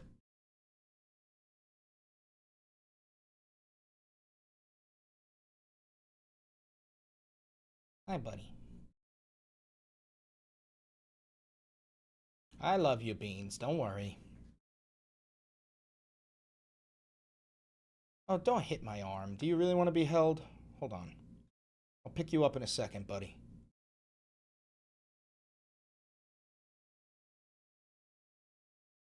All right, I got to trim the fat off that too.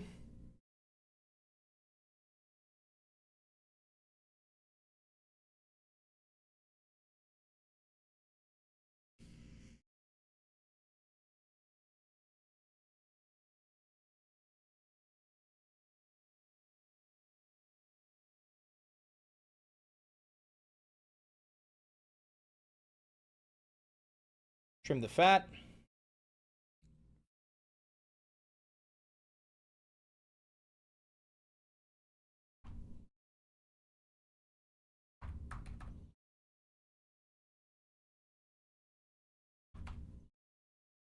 Global depression incoming. There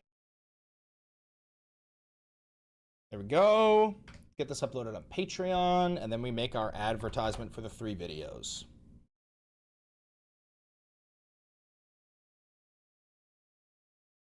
Where'd you go, Beans? Beans? Beans? Hi, Weenie. Where's your brother? Have you seen your brother anywhere? Oh, you're so pretty. You're such a good...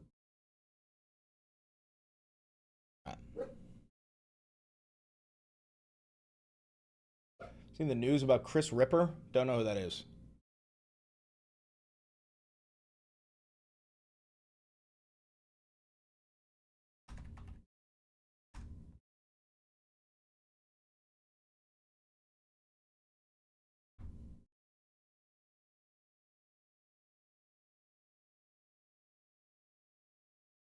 Trans woman charged for her ID not matching her presentation. Let me guess. Kansas. Am I correct? Is it Kansas? Weenie! Hi. Hi, sweet baby. Is it Kansas? Yup. Yeah, could have guessed that one.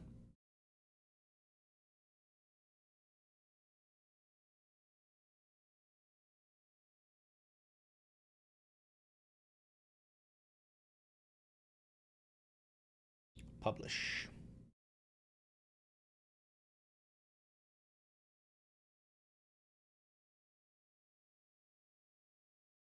Okay, let's make an advertisement.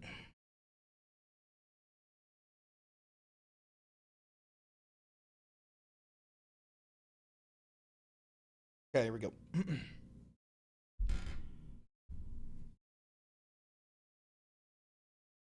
So Trump says that he's okay with reopening complete and total war with Iran. Oh wait, hold on, let me start over. So Trump says he's okay if the memorandum of understanding collapses, which it already did, and then we start complete and total war with Iran. If you didn't know, this has not been complete and total war. We're just firing missiles and dropping bombs on them. But Trump says he's okay with a full-scale boots-on-the-ground invasion with hundreds of thousands of U.S. troops taking over Karg Island and then using that as a launch base so that they can go take over the entirety of mainland Iran. We would lose this, by the way, but Trump is okay with this because he wants the Iran war to last forever so that he can cancel the presidential election in 2028. Kind of how like the Ukrainians didn't have a new election for Vladimir Zelensky because they were in the middle of being invaded. Well, Trump loves that idea and he wants the Iran war to continue as long as possible.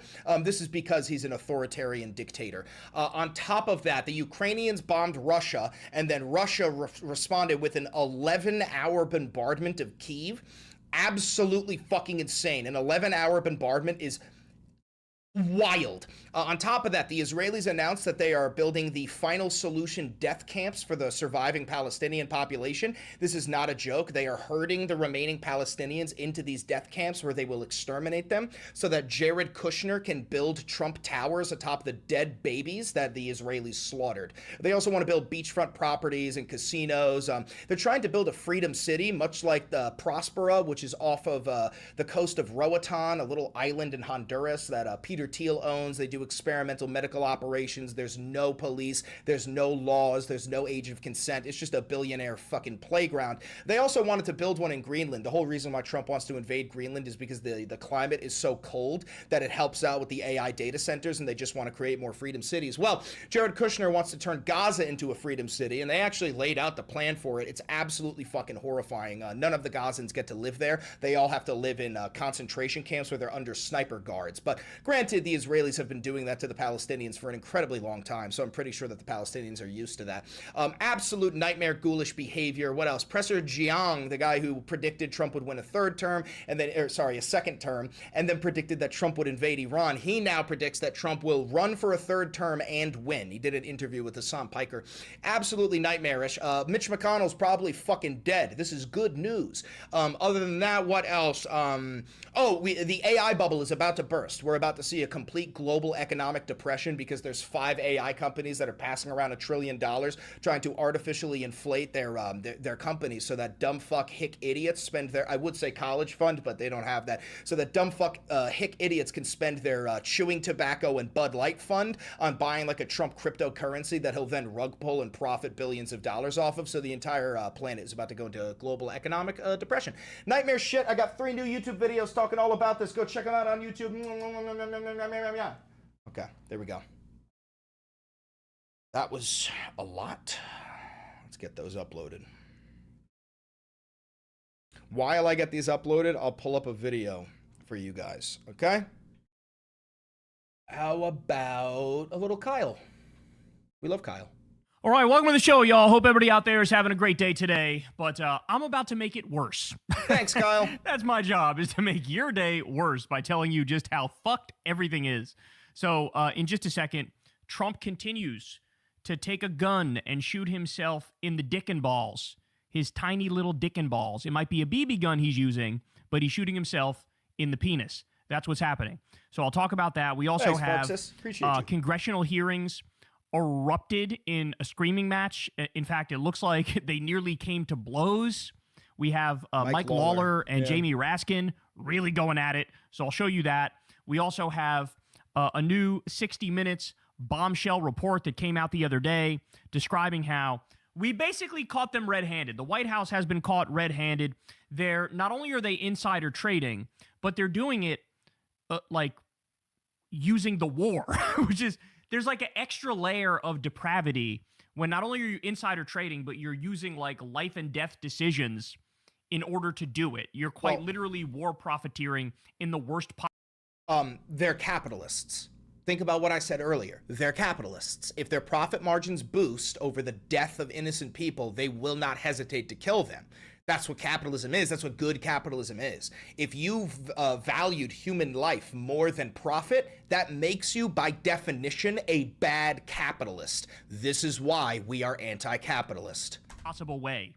And then also later on, we have a massive betrayal by the Diet MAGA Democrats. A whole bunch of them voted for Project 2025, a disgusting provision of Project 2025, so you don't want to miss that. And Nick Fuentes crashes out in a deeply, deeply bigoted Islamophobic rant, and he berates them, and he goes after Tucker, and he basically shows that, like, nobody should take this guy seriously. Nobody should have ever thought, like, oh, he's making sense. Maybe now he's on our side, because he would, you know, every now and then say something true. This guy is fucked up, man. He's as fucked up as it gets. So you guys know the drill, man. Everybody do me a big favor. Subscribe to the channel and click that bell icon. You can also support the show on Patreon. Do the same fucking thing for me. Do it for Kyle. Do it for me. Do it for Kyle. Do it for me. That link is below. That helps out massively. And of course, you could sign up for Crystal, Kyle, and Friends on Substack. We got an awesome, awesome episode this week. David Griscom is coming on, and he's going to lay out for us how Texas, man, Texas is in play. We might have Talarico Blexus. could actually win this shit. We might end up with a Blexus gang. Talarico might end up winning, and then Texas turns blue. I hope you understand that is the actual death of the Republican Party. If Texas turns blue, the Republicans will be forced to go full-scale authoritarian fascism in order to maintain power. They have no other choice. And that, you know, there's a blue state inside of Texas just waiting to get the hell out. And, of course, go sub to Corin's World as well. Okay, so let's go ahead and jump right in. We covered the other day on the show the Trump financial disclosures, and it is one of the single most disgusting documents I've ever seen in my life. I mean, this guy is profiting in the grossest ways imaginable. He's made billions of dollars with a B since getting back in the White House. He's crypto scamming his own supporters. I mean, it is just an atrocious document that shows how this guy is not representing the American people. He's in it for self-aggrandizement and personal gain and to enrich himself and his cronies and his family, okay? But take a look at this. Sludge says the following. Breaking. Trump went on a... Did you see a video of Trump having a conversation with AI Teddy Roosevelt? Yeah, at first I thought that he was just so fucking stupid that he was doing that, but now I realize that was a publicity stunt in order to blast out his, he was like criticizing the Panama Canal deal, and he wanted that to go viral, so he pretended like he was actually completely fucking demented and thought that was an AI and thought that was a real person. His whole point was to get that video blasted out, talk about the terrible deal about the Panama Canal. Stock buying spree the day before his April 9th, 2025 tariff pause that sent the S&P 500 soaring for the index's third biggest gain since World War II, according to a Sludge review of his new financial disclosure. Check Google Chat. I will when I'm done. In other words, what people were speculating all along has now been verified, has now been proven. That Trump was not doing the tariff stuff simply because he thought, oh, this is a good policy and this will help the country. No, it became, oh, watch this. Watch what I can do with the markets. When I say this, that happens. Well, I'm going to get ahead of that, and I'm going to bet for the market to go up after I pause the tariffs. And he made a tremendous amount of money doing exactly that. It is insane that this man is still walking free. He's not fit to be president. He's obviously rotting away both physically and mentally, but also his intentions are not pure. He's not even trying to be a good president. All he cares about is self-dealing. That's all he cares about. Fucking impeachment, 25th Amendment, throw the book at this motherfucker. He should be behind bars, y'all. There we go. Okay, so we learned that. We also get this. All right, those are all being uploaded right now. Look at this. Trump trying to pump Micron. Big news. Micron, a truly great American company and one of the hottest anywhere in the world, has announced a historic... Oh, that's not my hand, you sick freaks.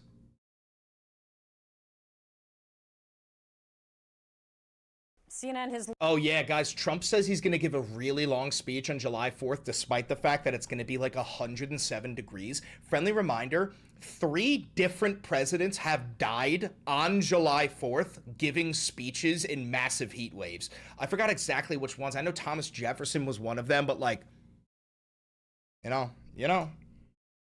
Learned there is growing concern in the White House about President Trump's 4th of July speech and how many people will attend. Oh, nobody's going to be there, by the way. Literally, fuck all. Also, I don't know if you guys know this, but Zohran Mamdani is doing an address to the nation on July 4th. Let's all try and make sure that Zohran Mamdani's address to the nation on July 4th has more viewers than Donald Trump's, because I feel like that would send him over the edge. That would send Donald into fucking orbit, okay?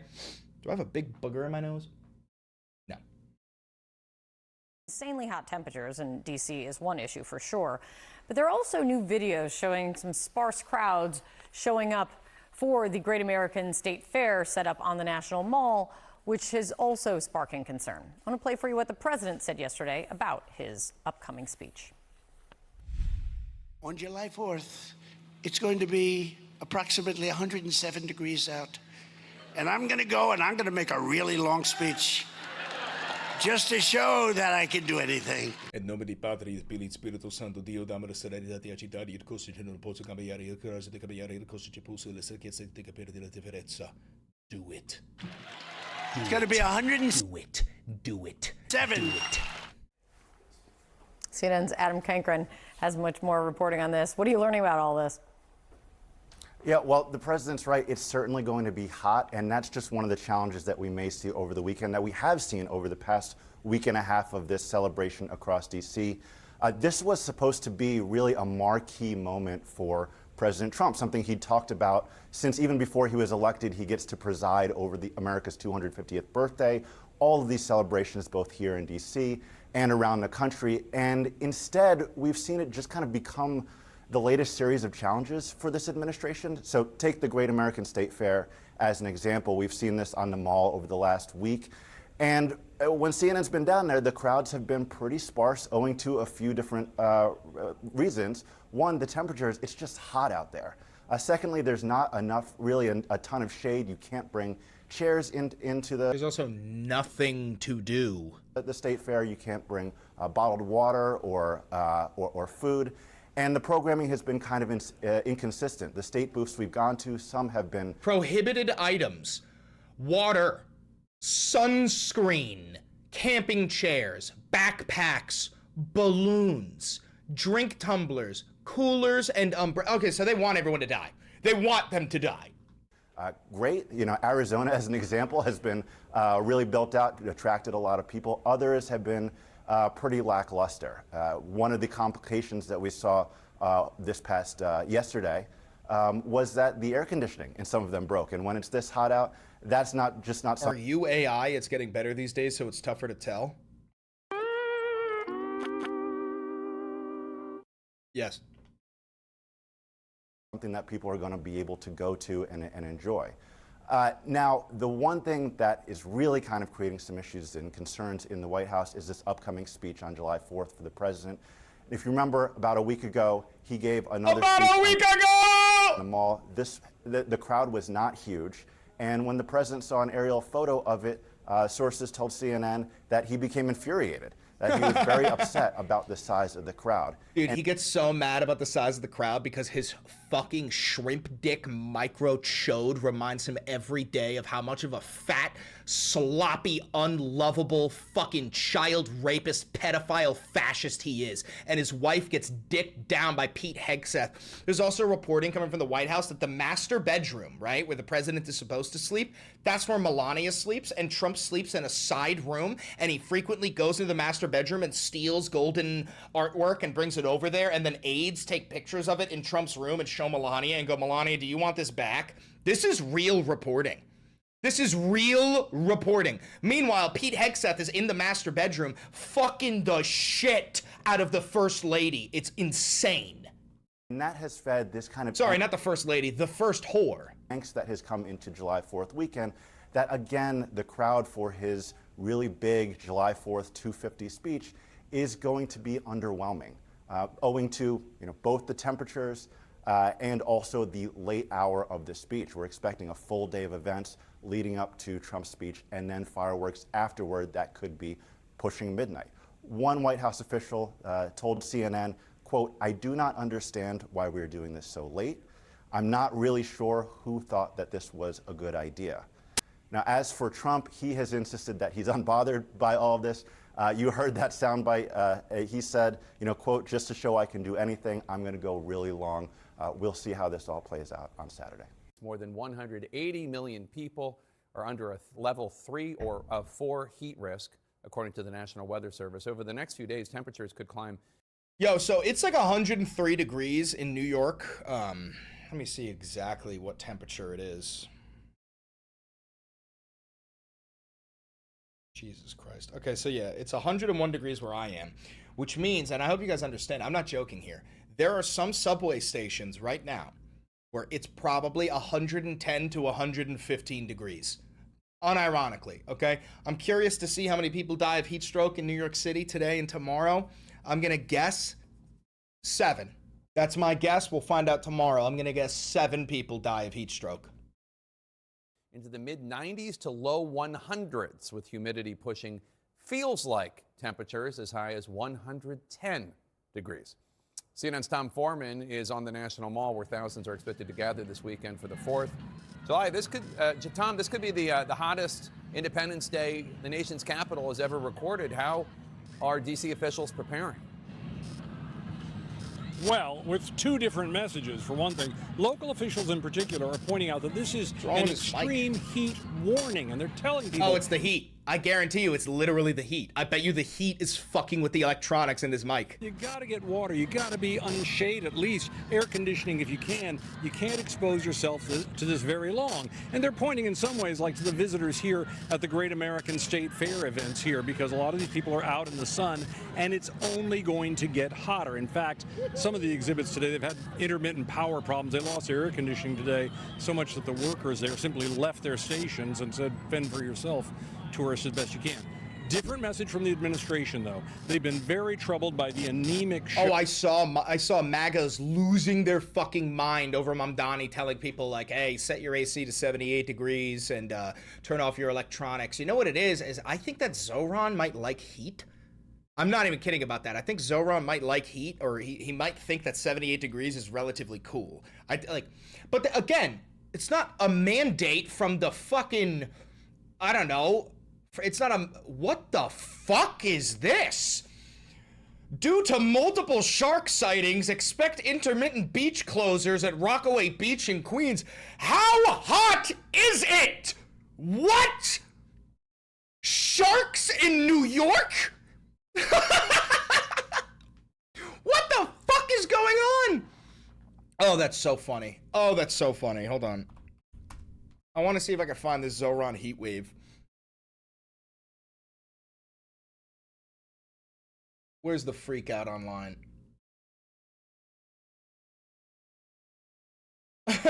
Some of the responses are funny. Zoran says, he goes, yo, it's hot out there. Set your AC to 78. Turn off the lights and electronics you're not using. Unplug when you can. Some of these are funny. This is hilarious. This is really funny. Okay? I don't give a fuck if this guy hates Zoran or not. That's really, really funny. Oh, Jesus Christ.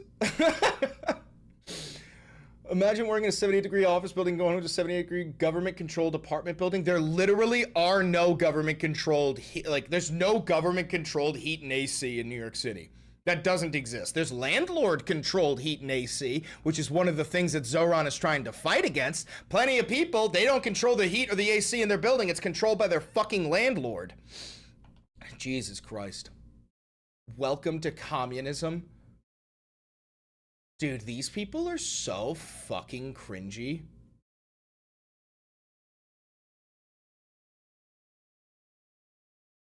Sightings of Kevin O'Leary in the New York waters. Communism always goes the same way. They smile and promise you the world. Free this, free that, abundance for all. How? Don't ask. Then they get into power and the rationing begins. First a smiley ask, then a demand, then a bullet. You used too much energy, comrade. What the fuck? Actually, live your life normally. Use your AC in whatever manner keeps you comfortable. And if the grid collapses, make them explain why we don't have a power generation capacity sufficient for our needs in the city, and make them fix it by building more capacity. Good God. What the fuck? Pickup truck with a flag. Right, that's right. Thank you. you, You have a Kid pickup Rock. truck with a flag on it? No, An American I flag? live in Manhattan. Okay. I have flags. Maybe that's in the Manhattan. problem. I'm wearing a flag. I don't have a pickup right now. Take it off.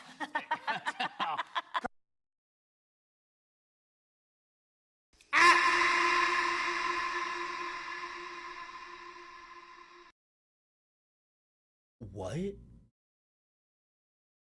What? Yo, you're such a fucking freak. Oh, look at this. Man, I miss him.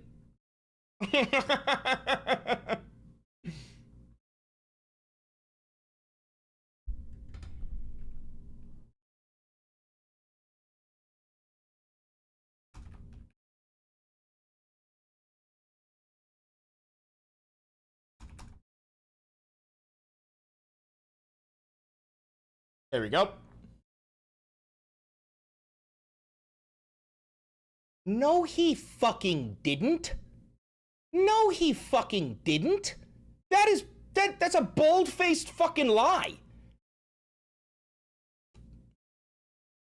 Oh my God.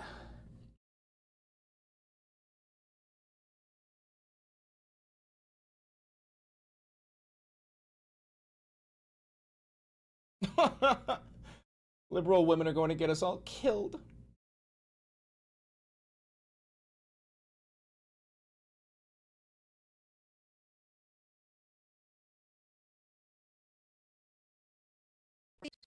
Many of those employees have come from around the country because they are proud of this nation. They are proud of the 250th anniversary that we are about to experience. Many of them have decided to step away from their desks and to go outside and actually work next to the pool to witness what was going on, as opposed to staying in a cool office. These are the witnesses that we're talking about in this case. Oh my God, they're talking about they're talking about the pool being vandalized, which we have zero video evidence of, and it turns out that 350-foot gash was literally the drainage system. These are the people who care about this particular monument and what is going on. They work long hours and they are tireless in their efforts, and they must be shown respect and not be treated with belligerence and with disrespect by those who seek to damage the very monuments that they are there to protect. And they certainly should not have to witness the damage done. So that was true? No, there was no vandalism. The gash on the bottom is the drainage system that has always been there. I'm about to tell you an irrefutable fact. There is zero evidence of any vandals jumping into the pool and carving a 350-foot slash. It's completely made up. Right in front of their faces. Fucking crazy.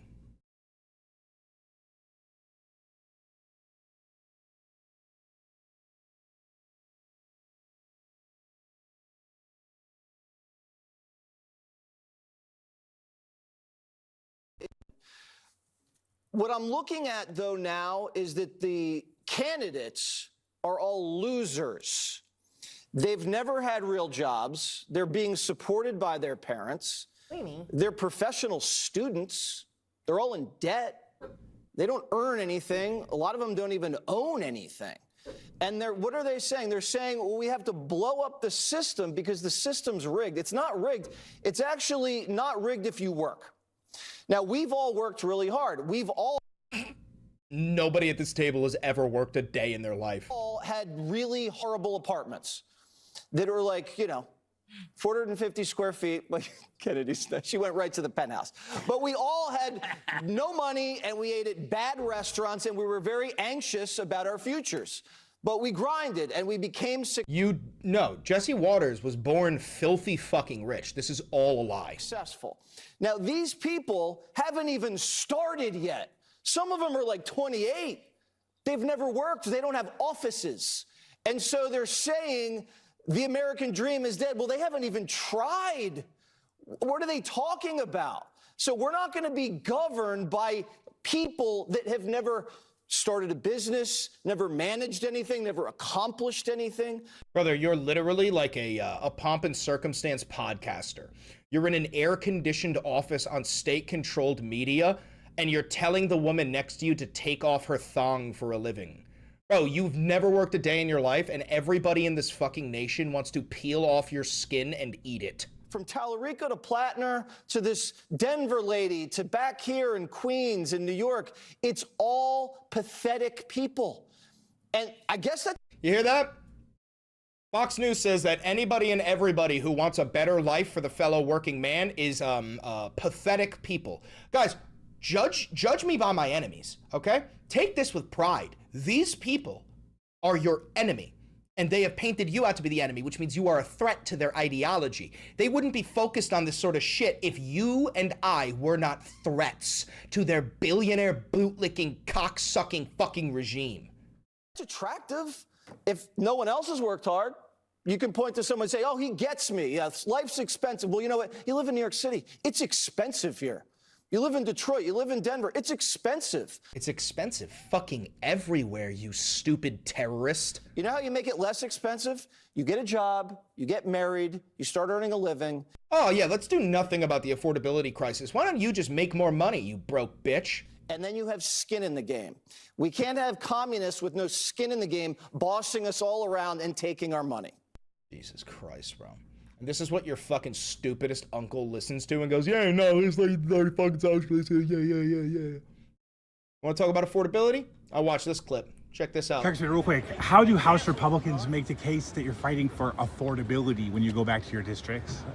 Affordability? What are you talking about? Well, affordability is the big... I'm going to go there tomorrow. Over the 4th. I'm going to get me a couple big lobster tails. I'm going to get me some nice ribeyes. I'm going to sit in my backyard with my family, my neighbors. And we're going to be enjoying the 4th, celebrating 250 years, the birthday. Yeah, Republicans hate you and want you to die while they eat lobster tail and prime rib and enjoy their fucking fancy drinks. Yeah, they just want you to die. They hate you all. They are disgusted by poor people. They want you to die. We're going to be celebrating the greatest president in my lifetime, Donald J. Trump. Maybe watch some fireworks.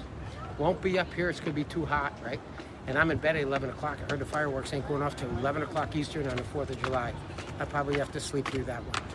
But listen, everybody understands you're going to see a little increase in energy prices because of Iran. I mean, come on, people aren't stupid. You realize that when you have a conflict Iran. But I think in the end, this short-term increase in some of the costs of energy, gas. Short-term pain for long-term gain. Gasoline and stuff is temporary.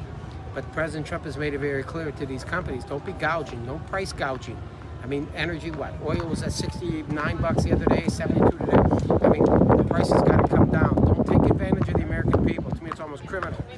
You think 60% of Americans... So we got to do that. We have to do that. And I think that the overall goal and objective is to make sure Iran never has a nuclear weapon. So I'm okay with the increase in fuel because Of course you are. You're a multi-millionaire. Knew it was going to happen with oil and the Strait and everything, but it's a temporary issue. You think the 60% of Americans who are living paycheck to paycheck can afford lobster tails and ribeyes and all of that? Maybe not. Maybe the 60% of America don't work as hard as I do either. I mean, wow, you're a fucking piece of shit. You're a fucking piece of shit. Oh my God. What's his first name? It's Nels, Congressman Nels. Troy Nels. APAC tracker.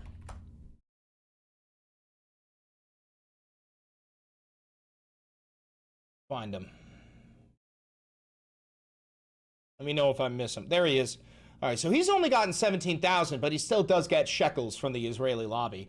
Let's see his net worth.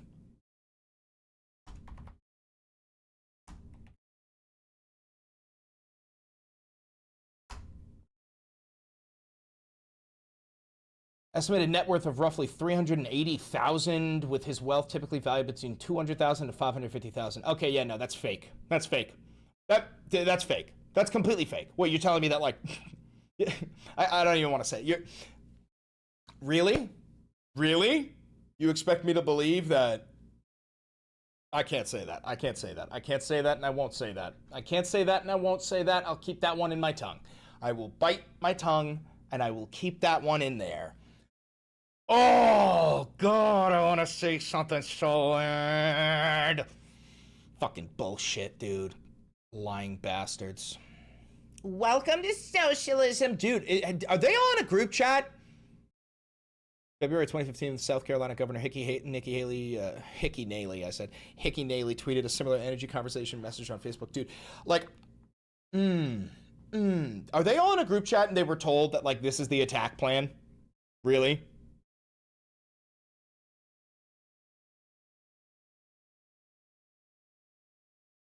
Oh, you want to play this game, cunt? You want to play this game? You voted for a literal pedophile, sex trafficking, child rapist. Shut the fuck up and go lose another swimming competition. You incompetent cunt. You hideous, incompetent cunt. There we go. Perfect.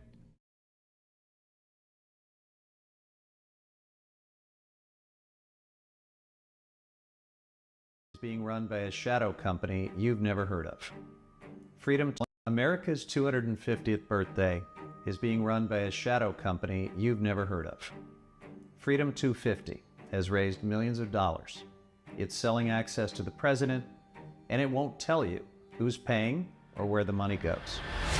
This is how Trump hijacked America's birthday. By rewriting the rules to let the ultra-wealthy and politically connected take advantage of the American people. I'm going to speed this up. I'm Congressman Jared Huffman. I lead the Democrats on the House Natural Resources Committee. We spent the past year trying to uncover the truth about what happened, and I want to walk you through exactly what we've found.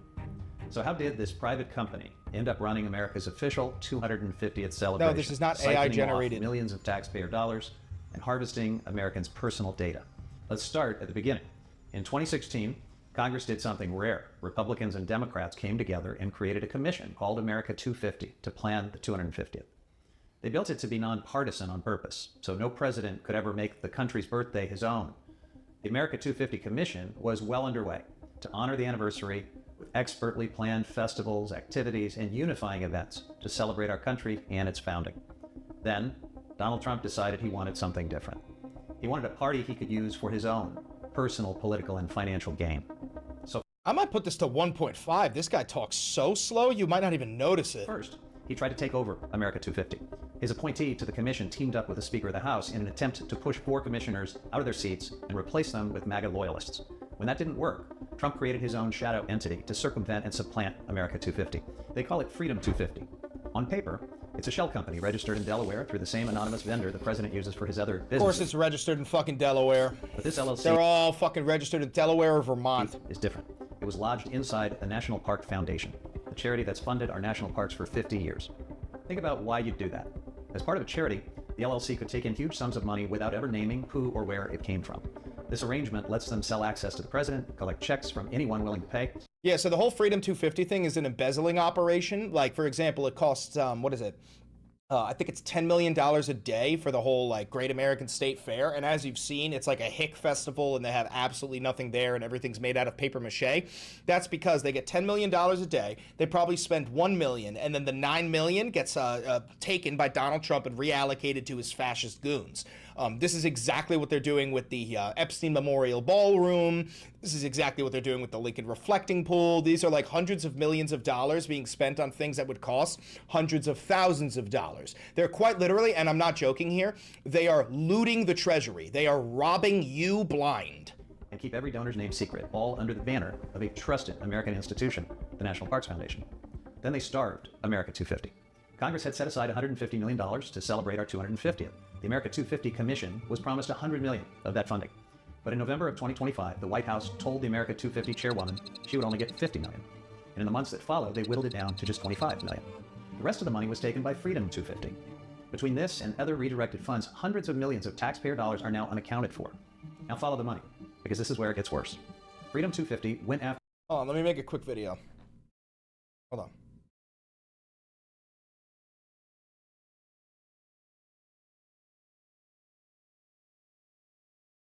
Hey, just so you know, the Great American State Fair and Freedom 250 and the July 4th celebration, these are all embezzling operations for Trump and his fascist goons to cut some off on the top. Like, for example, the Great American State Fair allegedly costs $10 million a day to run. As you've seen, there's absolutely nothing at this hick festival. They have like an arch that is quite literally made out of paper mache. There's no air conditioning. There's no cooling stations. It's a fucking shit show. There's nothing to do. They have one fucking Ferris wheel. It's the stupidest shit ever. So what's happening is they're getting $10 million a day. They're only spending $1 million. They're keeping the remaining $9 million, and then Trump profits off of that and reallocates it to his family, to his fascist goons. It's all an embezzling operation. They are quite literally looting the treasury and stealing your fucking money. They've been doing it the entire fucking time, but I do not expect red hat wearing toothless fucking hicks to care, because you would give Donald Trump your last dollar if he promised that it would make you richer, you fucking vermin. Here we go.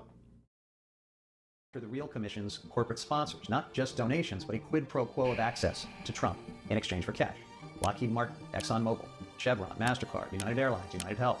Most of these corporations are lobbying and trying to win contracts from the same government that's now selling them special access.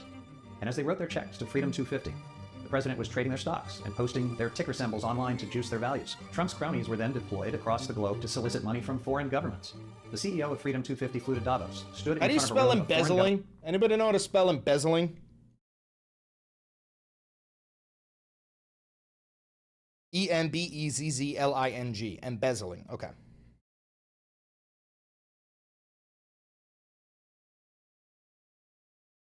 Trump is robbing you blind, and you'll still support him because you are inferior vermin.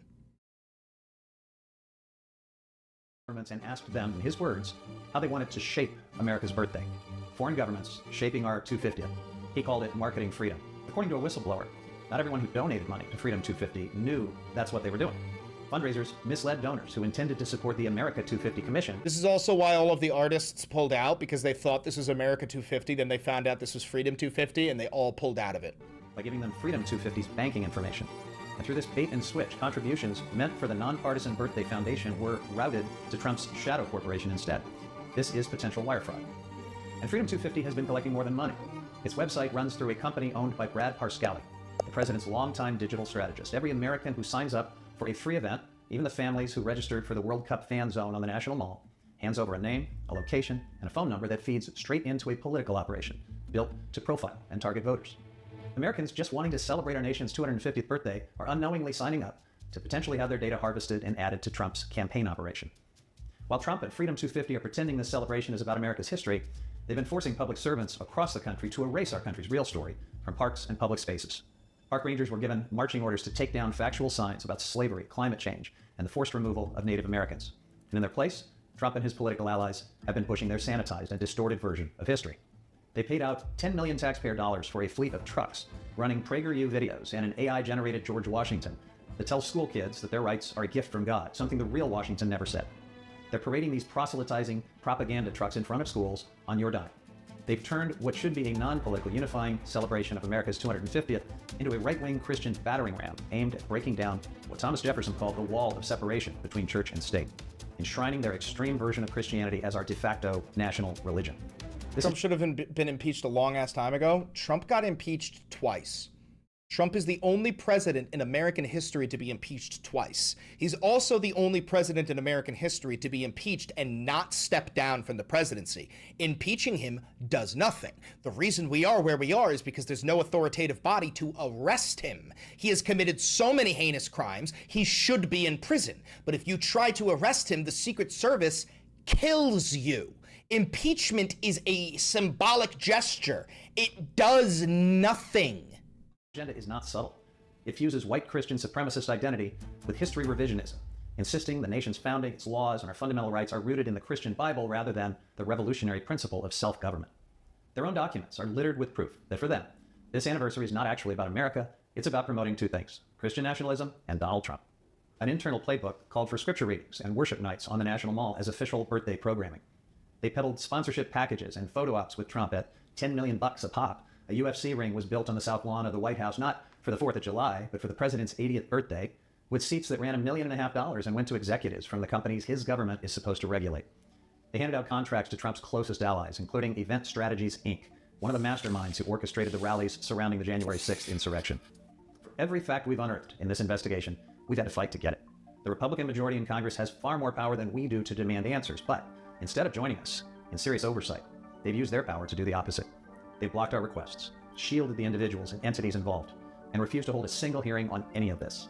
They are shielding bad actors instead of holding them accountable. So today, against the obstruction and resistance of our Republican colleagues, we are dragging this fiasco out of the shadows and shining a bright light on the corruption and fraud surrounding Freedom 250. America turns 250 years old only once. We should be celebrating this anniversary together. The majority in Congress has farmed the president's 80th birthday with seats that ran $1.5 million and went to executives from the companies his government is one man, and weaponizing it to advance his own personal, political, and financial interests. This is bigger than one anniversary. The political and legal machinations that brought us to this point are a potential blueprint for others who seek to betray the public trust, take something the public loves, run dark money through it, sell access, and make sure the details are hidden from public scrutiny. It worked this time. By the way, guys, we're approaching the tail end of the stream here, so if you do want to help support independent media, you want to show a little bit of love, you can donate to the channel in many different ways. You could buy merch like the posters and the mugs and the hoodies. All that is located down below. You can click the thanks button down below to tip the channel directly. You can click the join button down below to become a member of the channel for $5. That'll give you access to member-only content. And then last but certainly not least, you can become a patron on Patreon by donating $5, $10, $1 million, whatever you want to donate. It goes a very long way. Thank you very much to every single one of you who has ever donated to the channel. You are all incredible people. You keep my lights on. You keep food in Luigi's belly. You are all beautiful and fantastic. And don't forget to like, comment, subscribe, and hit the notification bell. Can't allow it to happen again. For the next government program, the next fund, the next thing that's supposed to work for all of us, to be exploited and misused this way. That's why we have to confront this grift and corruption right now. We laid out in meticulous detail how it happened, not to tell you what to think about America's 250th anniversary, but so you'd know what they've done in our name, so that you have the facts to decide for yourself whether it's acceptable. 2 days from now, Americans of all walks of life will gather to celebrate our 250th anniversary. I fucking ain't. There ain't It's a nothing to moment for all of celebrate. There ain't nothing to be proud of. us to reflect on what this country stands for and who it belongs to. 250 years ago, our founders made a statement that America belongs to the people, not to powerful tyrants. We think America still belongs to all of us, to you, and we will fight to keep it that way. Yeah, well, that shouldn't be news to anybody. All you people do is whine. Shut up for once. Enjoy the 4th. Stop ruining everything with a constant TDS rage. Jesus Christ. Great analysis, you fucking dipshit. What the hell are you talking about? This has been the most American president in decades. I see love for the country from all aspects, from speeches to flyover, honoring our military and travel in the U.S. If it were the left, it would be rainbows and fake man boobs everywhere. Jesus Christ, these are not human beings. My God.